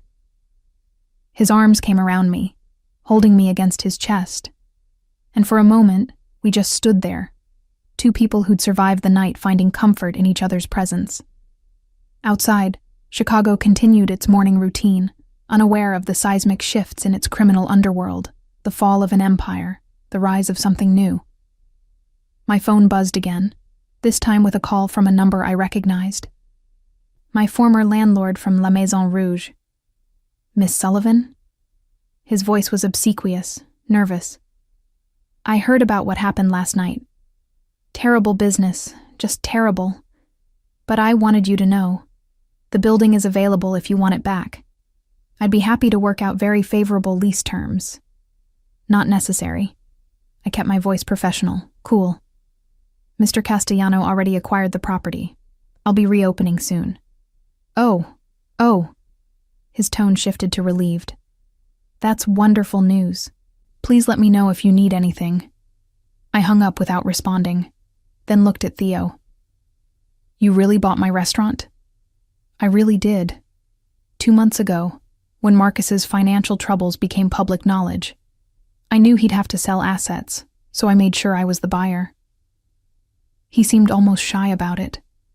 I was going to give it to you for your birthday next month. Surprise. My birthday isn't for 3 months. I would have waited. He shrugged, but then Vincent forced my hand with his assassination attempt, and the timeline moved up. I shook my head, overwhelmed by the casual way he talked about buying buildings and surviving assassinations. This is going to take some getting used to. We have time. He pressed a kiss to my forehead. All the time you need. Lily emerged from the guest room then, looking rumpled and vulnerable in borrowed clothes. Are you two done being disgustingly romantic? Because I'm starving again. And apparently, Theo's kitchen has ingredients for actual crepes, which seems like a crime not to use. Since when do you make crepes? I asked. Since never, which is why you're going to teach me. She grinned, some of her natural spark returning. Consider it therapy. We'll cook, and you'll tell me all about how you poisoned a crime lord and lived to brag about it. So we did. I taught my sister how to make perfect crepes while Theo watched and worked on damage control via phone and laptop, managing the fallout from last night with the same efficient ruthlessness he applied to everything. Lily asked 1,000 questions, some serious, some teasing, all of them helping to process the trauma of the past 24 hours. And slowly, the fog of shock began to lift. I was alive. Lily was safe. My parents' murderers would face justice. And I had a chance to rebuild everything Marcus had stolen from me. My restaurant, my reputation, my life. By noon, Theo's PR team had crafted a statement. I was a victim who'd been coerced into participating in an assassination attempt, protected by Theo when the situation became dangerous, and now recovering under his personal security. The statement positioned me as sympathetic rather than complicit, focusing on my survival rather than my actions. Will this work? I asked as we reviewed the press release. It's already working. Theo showed me his laptop, where social media sentiment had shifted from sensational speculation to widespread support. Apparently, the story of a chef whose restaurant was stolen, whose parents were murdered, forced into a mob war resonated with people. I was being called brave, strong, a survivor. It felt strange, being the center of so much attention. But maybe Theo was right. Maybe I was done hiding. When can I reopen La Maison Rouge? The question surprised even me. I'd expected to need more time to recover, to process. But the thought of my restaurant, my kitchen, my space, called to me like home. Whenever you're ready. Theo's smile was proud. The building needs some updates, new equipment, proper licensing. Give me 2 weeks to handle the details, and you can start hiring staff. 2 weeks. In 2 weeks, I could begin rebuilding the dream Marcus had stolen. The thought filled me with an energy I hadn't felt in years. I want Jeremy as my sous chef. I started planning immediately, my mind spinning with menus and designs and possibilities. And I want to expand the concept. Not just French cuisine, but a fusion of techniques I've learned in the past 3 years. Something that represents who I am now, not who I was when Marcus knew me. Whatever you want. Theo's hand found mine. It's your restaurant, Tessa. Your vision. I'm just providing the building and the capital. And the security? I raised an eyebrow. Because I'm guessing you'll insist on that. Absolutely. He was unapologetic. At least until we're certain all of Vincent's allies have been neutralized. After that, we can reassess. I can live with that. I squeezed his hand. Thank you. For everything. For protecting Lily. For getting justice for my parents. For giving me back my dream. You don't need to thank me. His voice was quiet, intense. Protecting you isn't a favor. It's not a transaction. It's what I do because you're... He paused, searching for words. Because you matter. More than anything. Lily made a gagging sound from across the kitchen. Okay, seriously. The romance is getting to be a bit much. Can we maybe watch a movie or something? Something violent to balance out all this feelings talk? We did. We spent the afternoon on Theo's ridiculously comfortable sectional, watching action movies and eating too much food, letting the normalcy of the moment heal some of the trauma from the night before. And when Lily finally fell asleep between us, exhausted by everything she'd been through, Theo and I sat in comfortable silence, our hands linked over her sleeping form. This could be our life. Theo said it quietly, not wanting to wake Lily. Quiet moments, normal days, building something together instead of just surviving. Is that what you want? I studied his profile in the dimming afternoon light, because you don't seem like a quiet moments kind of person. I wasn't, before you. He turned to meet my gaze. But watching you cook, hearing you laugh, seeing you with your sister, I'm starting to understand what I've been missing, what all the power and money and control can't give me. And what's that? Home. The single word held so much weight. You feel like home, Tessa, and I didn't even know I was looking for that until I found you. I should have been overwhelmed. This was too much, too fast, too intense. But somehow, with Theo, it felt right. Like we'd been building toward this moment for longer than 6 months. Like some part of me had been waiting for someone who would fight for me the way he had. "Ask me again," I whispered. "Ask you what?" "If I'll stay. If I'll give us a real chance. Ask me again." His eyes darkened with understanding. "Will you stay, Tessa? Will you let me prove that I can be what you need? Will you give me the chance to build something real with you?" "Yes." The word came easily, naturally. "But I have one more condition." "Name it." "When you transition to legitimate business, I want to be part of it. Not just your girlfriend watching from the sidelines, but your partner helping to build the new empire." I held his gaze. "I want to use my restaurant as the foundation. Expand into a restaurant group. Create a legitimate hospitality empire that can rival anything Vincent had. I want to show Chicago that the Sullivans didn't just survive. We thrived." His smile was fierce and proud. "Done. We'll build it together. Castellano Sullivan Hospitality. How does that sound?" Like a beginning. I leaned over Lily's sleeping form to kiss him, soft and sweet and full of promise. Outside, Chicago glittered in the fading light, a city of possibilities and second chances. Somewhere, Marcus sat in a jail cell awaiting trial. Vincent's empire was crumbling. My parents' murderers would face justice. And I was finally coming home. 3 months later, I stood in front of La Maison Rouge, my restaurant, truly mine now, with Theo beside me and a crowd of reporters, food critics, and Chicago elite waiting for the grand reopening. The building looked nothing like it had when Marcus owned it. We'd renovated completely, transforming the space into something that felt both elegant and welcoming, classic and modern, the perfect representation of where I'd been and where I was going. "Nervous?" Theo's hand found mine, hidden from view by my body. "Terrified," I admitted. "What if they hate it? What if the critics tear it apart? What if—" "They won't." His certainty was absolute. "But if they do, we'll handle it. Together." Together. That word had become our foundation over the past 3 months. Together, we'd navigated the media frenzy surrounding Vincent's arrest and trial. Together, we'd dealt with Marcus's attempts to plea bargain by offering more information about his father's crimes.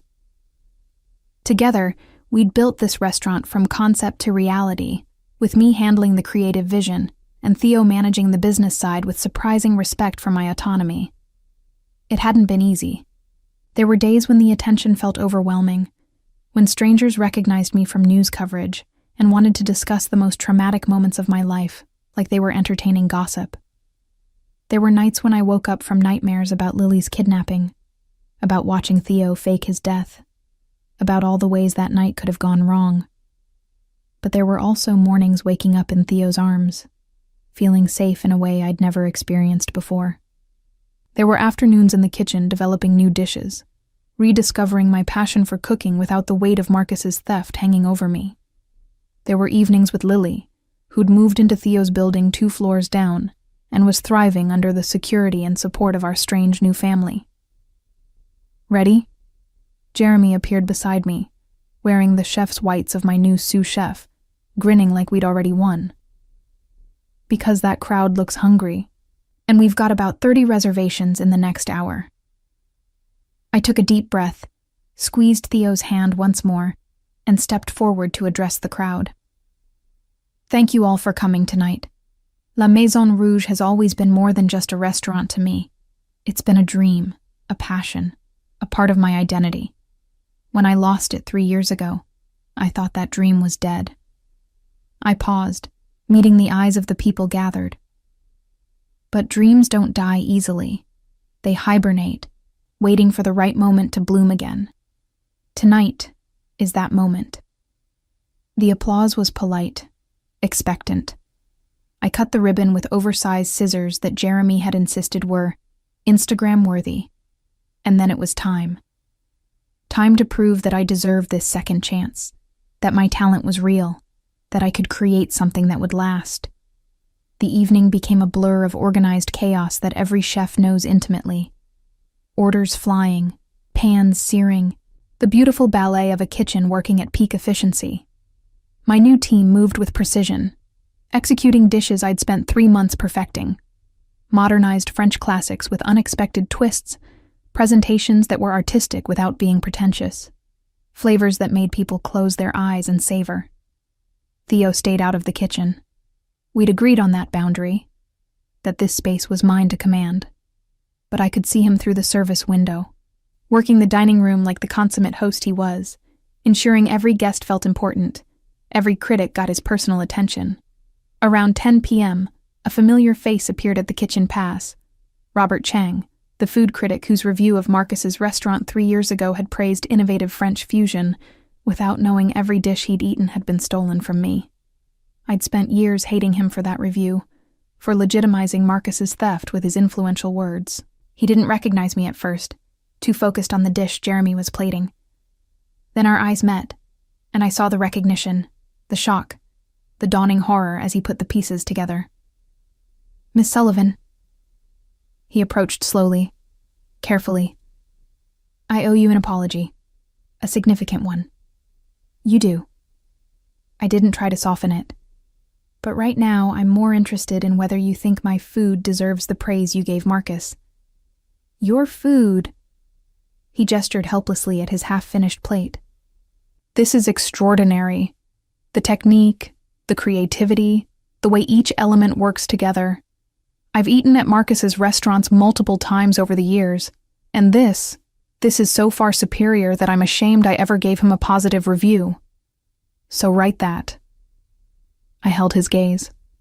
"Write about what you're eating tonight. Write about how real talent can survive theft and betrayal. Write a review that tells the truth." "I will." His promise felt sincere. "And Miss Sullivan?" "I'm sorry." "Truly." I nodded, accepting the apology, but not absolving him. He'd have to earn his redemption the same way I'd earned mine, through honest work and time. The critic reviews would come later, I knew. But the real measure of success was the dining room full of people, the wait list growing by the hour, the reservations already booked solid for the next 3 months. We'd done it. I'd done it. La Maison Rouge was reborn, and this time, no one could take it from me. By midnight, the last guest had departed, the kitchen was cleaned, and my exhausted staff had gone home with praise and bonuses that made them smile despite their fatigue. Only Jeremy remained, sharing a bottle of champagne with me and Theo in the quiet dining room. "To La Maison Rouge." Jeremy raised his glass. "And to never sitting on Marcus again, because once was enough for a lifetime." We laughed, drank, and I let myself feel the full weight of what we'd accomplished. This was mine. Built with my talent, my vision, my determination. No one could steal this. No one could claim they'd created it. This success was entirely, authentically mine. "I have something for you," Theo said, when Jeremy finally left, producing a small velvet box from his jacket pocket. My heart jumped. "Theo, if that's what I think it is, it's not." He opened the box to reveal not a ring, but a delicate necklace, a golden pendant shaped like a whisk, studded with tiny diamonds. "I know we agreed to take things slow, but I wanted you to have something to commemorate tonight. Something that represents your passion, your strength, your victory." I let him fasten it around my neck, the pendant settling just below my collarbones. It was perfect, elegant, but whimsical, expensive, but personal, just like everything about our relationship. "Thank you." I turned to face him. "For this, for the restaurant, for everything you've done to help me rebuild." "You rebuilt yourself, Tessa." His hands framed my face. "I just provided some resources and support. the talent, the determination, the courage to face down your past. That was all you. We make a good team, I admitted. Castellano-Sullivan Hospitality is going to change Chicago. It already is. He pulled out his phone, showed me the social media explosion around tonight's opening. Food bloggers were posting photos, critics were tweeting preliminary reactions, and the hashtag #La Rouge Renaissance was trending locally. By morning, everyone will know that Tessa Sullivan is back, and better than ever. And what about Marcus? I'd been avoiding news about his trial, but I couldn't help asking. Sentenced this morning. 25 years for conspiracy, fraud, and accessory to murder. With his cooperation against his father's associates, he might get out in 15. Theo's expression was cold. But he'll never work in this industry again. I've made sure of that. Good. I felt no sympathy, only satisfaction. Marcus had stolen years of my life. Now he'd lose years of his own. And Vincent? I asked, though I wasn't sure I wanted to know. Trial starts in 2 months. My lawyers are confident he'll get life. Theo pulled me closer. It's over, Tessa. Your parents' murderers will pay. Marcus will pay. Everyone who hurt you will face justice. Except you. The words came out before I could stop them. You've hurt people too. You've done things that would get you arrested if anyone knew. How is that different? He was quiet for a long moment. It's not. Not really. I'm a hypocrite, Tessa. I use the law to punish my enemies while operating outside it for my own purposes. I don't have a good defense for that, except to say that I'm trying to change. For you. For us. Are you? I needed to know. Really changing, I mean. Not just paying lip service to the idea while continuing to run a criminal empire. I am. He met my gaze squarely. I've sold off 3 of our more questionable operations in the past 2 months. The gambling, the loan sharking, the protection rackets, all gone. I kept the legitimate businesses, and the ones that can be made legitimate with time and proper management. It's cost me allies, pissed off people who depended on those revenue streams. But I'm doing it anyway because you were right. This life has an expiration date, and I'd rather choose my ending than have it chosen for me. How long? I asked. Until you're completely legitimate? 2 years, maybe 3. There are contracts to fulfill, relationships to carefully disentangle, people who need to be compensated or persuaded or occasionally threatened into accepting the new reality. He was honest with me, brutally so. But I'm committed to the timeline. By the time we've built Castellano-Sullivan Hospitality into the empire I know it can be, the Castellano family business will be above board, I promise. Okay. I believed him. More than that, I was willing to wait, to support him through the transition, to be his partner in building something better. 2 years. I can work with that. In the meantime. He pulled another box from his pocket, this one larger. I thought we could start planning. This box held a ring. A spectacular diamond set in platinum, surrounded by smaller stones that caught the light like stars. It was the kind of ring that made statements, that marked territory, that announced to the world that I was claimed. I should have been angry that he'd lied about the necklace being his only gift. Instead, I started laughing, the same slightly hysterical sound from that day in his loft when we'd discussed his environmental consciousness. We've been dating for 3 months. I've been in love with you for 9. He said it simply, like it was obvious. I was in love with you before I even met you, watching you rebuild yourself, seeing your strength. Meeting you just confirmed what I already knew, that you're it for me, that I'll never want anyone else the way I want you. That's insane. But I was crying now, overwhelmed by the intensity of his feelings, the depth of his commitment. We barely know each other. I know that you stress bake croissants. That you call your sister every Sunday at 3 p.m., that you hum while you cook and get a tiny wrinkle between your eyebrows when you're focusing on a difficult technique. He wiped away my tears gently. I know you're brave and talented and stubborn, that you've survived things that would have broken most people, that you forgive but you don't forget, that you demand honesty even when it hurts, that you're building an empire with the same determination you use to perfect a sauce. Theo, I know it's too soon. I know I'm pushing. He took my hand, slid the ring onto my finger without asking permission, because of course he did. But I also know that I'm not letting you go, ever. So you can wear this ring as a promise of eventual marriage, or as a symbol of my commitment, or just as a really expensive piece of jewelry. I don't care, but I need you to know that I'm all in. Tessa. Completely, irrevocably, permanently in. The ring fit perfectly. Of course it did. He'd probably measured one of my other rings while I slept. The thought should have creeped me out, but instead, it made me smile through my tears. This was who Theo was. Possessive, intense, borderline obsessive about the people he loved. And somehow, impossibly, I'd fallen for him anyway. I love you too. The words felt like jumping off a cliff, exhilarating and terrifying all at once.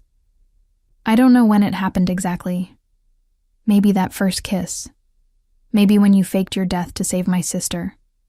Maybe just gradually over the past 3 months of you being patient and supportive and helping me rebuild. But I love you. Even though you're a crime lord with questionable ethics and an inability to respect personal boundaries. I prefer transitioning entrepreneur with protective instincts. But he was grinning, pulling me into his arms, kissing me with a desperation that suggested he'd been waiting to hear those words for a long time. We made love there in the restaurant, surrounded by the evidence of my success, christening the space that represented everything I'd survived and rebuilt. It felt perfect, raw and passionate and real, the physical manifestation of the emotional intimacy we'd been building for months. Afterward, lying on the floor wrapped in Theo's jacket, because we'd been too impatient to go upstairs to the apartment he'd installed above the restaurant. For security, he'd claimed, though we both knew it was so I'd have a private space near my kitchen. I looked at the ring on my finger and tried to process how my life had changed so dramatically.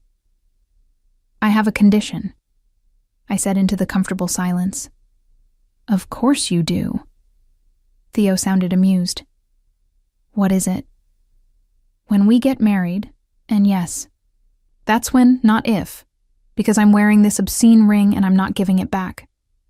I want the wedding to be here, in La Maison Rouge, and I want to cook the entire meal myself. You want to cook your own wedding dinner? He propped himself up on one elbow to look at me. Tessa, that's insane. You should be enjoying your wedding, not working. Cooking isn't work for me. It's joy. I met his gaze. And I want our wedding to be authentic. I want to serve food that I created, in a space that represents my victory, surrounded by the people who helped me survive. I want everyone who attends to taste what it means to come back from destruction. To know that no matter how thoroughly someone tries to break you, you can always rebuild if you're willing to fight. Okay. He kissed my forehead. We'll do it your way. But I'm hiring a full staff to assist, because you're not running that kitchen alone on your wedding day. Deal. I snuggled closer. How long do you think we should be engaged before the wedding? A year? 2? 2 weeks. I pushed up to stare at him. You're joking. I'm not. His expression was perfectly serious. I've already waited 9 months. I'll compromise and wait longer if you insist, but my preference would be to marry you as soon as legally possible. 2 weeks is insane. I need to plan, to prepare the menu, to... You have a staff for that now. You have me to handle all the logistics. You have everything you need. He cupped my face. Say yes, Tessa. Marry me in 2 weeks. here in your restaurant, surrounded by the life you've rebuilt. Let me make you mine legally, permanently, publicly." 1 month, I countered, my mind already spinning with possibilities. I need at least that long to create a menu worthy of the occasion, and Lily needs time to find a dress, and 3 weeks. His smile was pure negotiation. I'll arrange everything else: flowers, music, guests, legal paperwork. You just focus on the food and showing up. 3 weeks. I agreed, then kissed him to seal the deal. But I'm choosing the wine pairings. I wouldn't dream of interfering with your wine choices. He pulled me back down against his chest. Though I reserve the right to veto anything from Marcus's old distributor.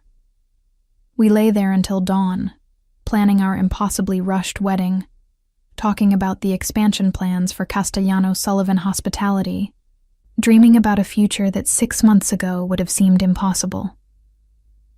And when the morning light finally streamed through La Maison Rouge's windows, illuminating the space I'd rebuilt from ashes, I felt something I hadn't felt since before my parents died. I felt complete. And the wedding was exactly 3 weeks later, and it was perfect chaos. I spent the morning in my kitchen with Jeremy and my expanded staff, preparing a 7-course tasting menu that told the story of my journey, starting with a delicate consommé representing clarity after confusion, moving through dishes that incorporated techniques from every chef and culture that had influenced me, and ending with a deconstructed croissant dessert that represented rebuilding something broken into something even more beautiful. Lily served as my maid of honor, wearing a dress the color of champagne and crying through her entire getting ready speech about how proud our parents would have been. Theo's sister flew in from Italy, a surprise, since I hadn't known he had a sister, and immediately adopted me as family with the kind of fierce protectiveness that apparently ran in the Castellano bloodline. The ceremony was small, intimate, held in the main dining room with only 50 guests, our closest friends, key staff, and a few carefully selected business associates. No press, no cameras, except for one trusted photographer. This moment was ours alone. Robert Chang, the food critic, showed up uninvited with his review of La Maison Rouge's reopening printed and framed, a glowing piece that called my cooking transcendent, and publicly apologized for ever praising Marcus's stolen dishes. "Your wedding gift," he said simply, "and my penance." I hung it in the kitchen where everyone could see it. Theo's vows made me cry. Promises of protection, partnership, and permanent devotion delivered in that intense way of his that left no doubt he meant every word. My vows were simpler. I promise to build something beautiful with you. I promise to trust you even when it's hard. I promise to love you even when you're being an overprotective crime lord who can't respect boundaries. The guests laughed. Theo grinned and kissed me before the officiant gave permission, and I kissed him back, tasting our future in that moment. The dinner was a triumph. Every course was executed flawlessly, each wine pairing perfect, the entire meal a symphony of flavors that had guests closing their eyes in appreciation. Between courses, I worked the room with Theo, accepting congratulations and compliments, feeling the full weight of how far I'd come. Marcus's empty chair at his trial, facing a sentence that would keep him imprisoned through middle age. Vincent's frozen assets. His empire dismantled piece by piece. My parents' murderers facing justice. And me, married to a man who declared war on my enemies and won, rebuilding an empire with my own hands. Finally free. "What are you thinking?" Theo asked during our first dance, holding me close as a jazz trio played something slow and romantic. "That I should have tried to poison you months ago." I smiled at his startled laugh. "Look what it got me. A husband with questionable morals and a tendency toward violence." He spun me gracefully. A partner. An empire. A second chance. I tightened my arms around his neck. Everything I thought I'd lost forever. You never lost it. His voice was serious despite the moment. It was always yours. Your talent, your strength, your dreams. Marcus could steal your restaurant, but he could never steal who you are. That was always untouchable. Later, after the last guest had departed and the staff had cleaned up and gone home, Theo and I stood in the kitchen where it had all begun, where I'd first added poison to his wine, where I'd taken the first step toward reclaiming my life. No regrets? He asked, leaning against the counter, watching me with that intense focus I'd grown to crave. Only one. I moved into his arms, feeling his warmth surround me. I regret that I didn't trust myself sooner, that I let Marcus make me small for so long. You're not small now. His hands traced down my spine. You're magnificent. You're building an empire, Tessa. By this time next year, Castellano Sullivan Hospitality will have 5 restaurants across 3 cities. In 5 years, we'll rival any hospitality group in the country. That's your plan? I looked up at him. 5 restaurants in 5 years? That's our plan, he corrected. Your vision, your talent, your standards. I just provide the capital and the business infrastructure. This is your empire, Mrs. Castellano. I'm just lucky enough to be part of it. Mrs. Castellano. The name still felt strange on my tongue, but I was learning to love it. Learning to love the way it connected me to this man who'd fought for me, protected me, helped me rebuild everything I'd lost. I'm pregnant. The words slipped out before I could second-guess them. I'd been saving the news for the perfect moment, and somehow, standing in my kitchen with my husband on our wedding night felt exactly right. Theo froze, his hands stilling on my back. What? Found out yesterday. I was going to tell you tonight, but then the wedding was so crazy, and I didn't want to overshadow. He kissed me, cutting off my nervous rambling with a kiss so tender and filled with joy that I felt tears prick my eyes. When he finally pulled back, his hands were shaking as they moved to rest on my still flat stomach. A baby. His voice was reverent, awed. We're having a baby.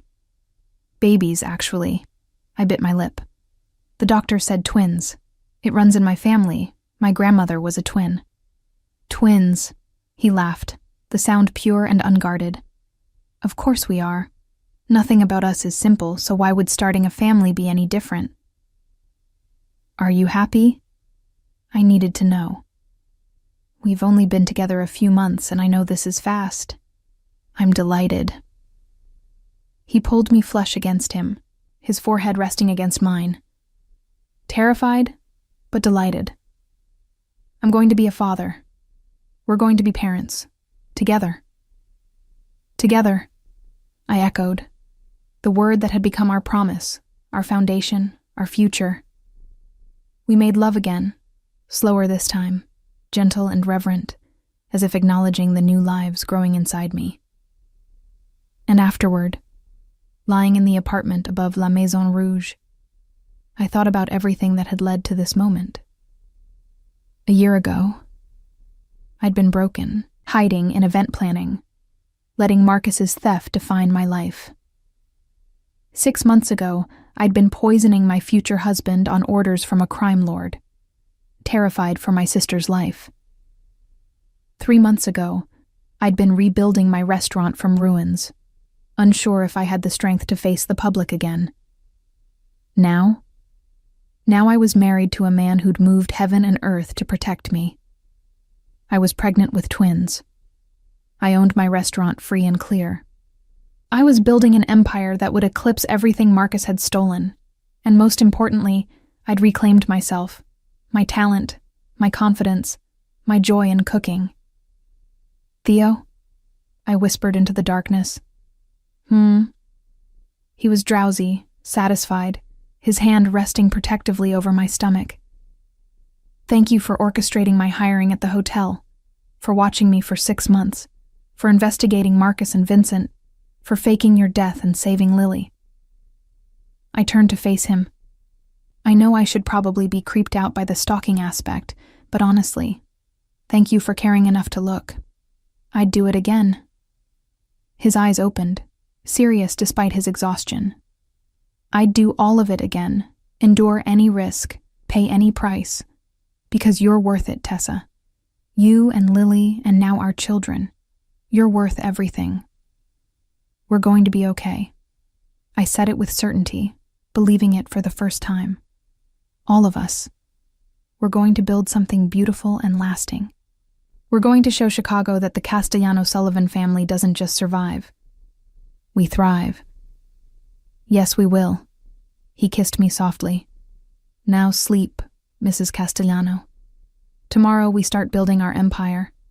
Tonight we just rest and be grateful we survived long enough to get here.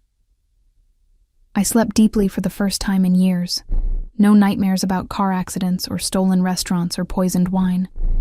Instead, I dreamed about the future.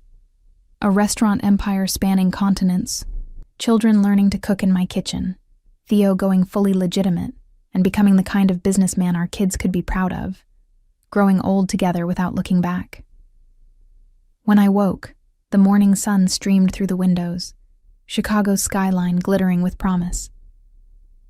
Theo was already awake, watching me with that intensity that had become so familiar.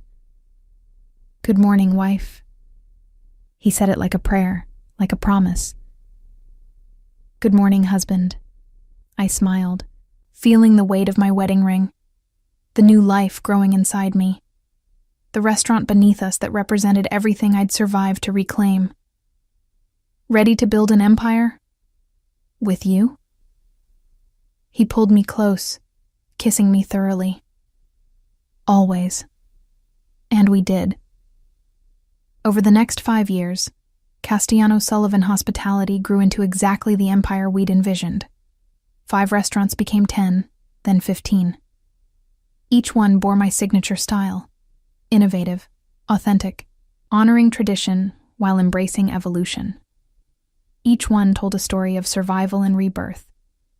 And each one was staffed with people who'd been given second chances, who understood that talent and determination could overcome any obstacle. Theo kept his promise. The criminal enterprises were sold or shut down. The Castellano family business transformed into a legitimate powerhouse that dominated Chicago's hospitality industry. It wasn't easy. There were allies who felt betrayed, enemies who tried to exploit the transition, moments when going back to the old ways seemed simpler than forging ahead. But we persevered, together. Our twins, a boy and a girl we named Robert and Catherine after my parents, grew up in kitchens, learning to crack eggs and roll dough before they could write their names. They knew their father had a complicated past, but they also knew he'd built something good, something lasting, something they could be proud of. Marcus served 12 years before being released on parole, broken and forgotten.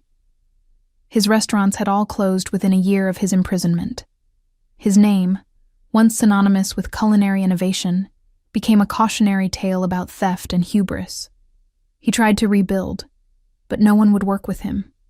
No one would invest. The empire he'd stolen crumbled to dust while mine flourished.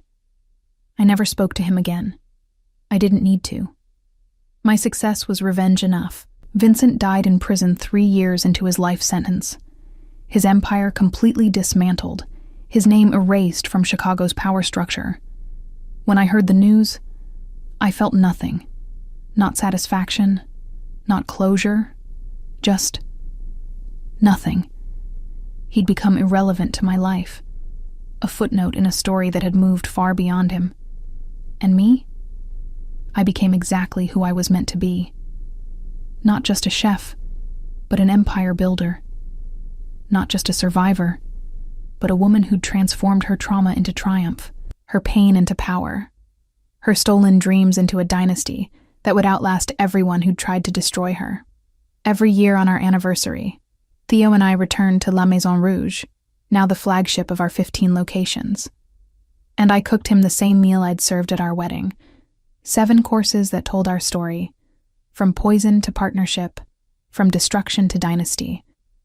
And every year, he'd look at me across the table with that same intensity he'd had the night we met, and he'd say, "Thank you for trying to poison me. Look what it got us." And every year, I'd laugh and raise my glass and toast to the most unlikely love story Chicago had ever known. A chef and a crime lord who'd built an empire on the foundations of revenge and found love in the ruins of war. We'd survived. We'd thrived. And we'd proven that sometimes the best revenge isn't destruction.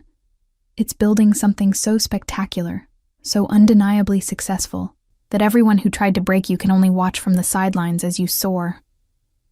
That was my recipe for revenge. Take everything they stole, rebuild it better than before, and create an empire they could never touch. And it was delicious.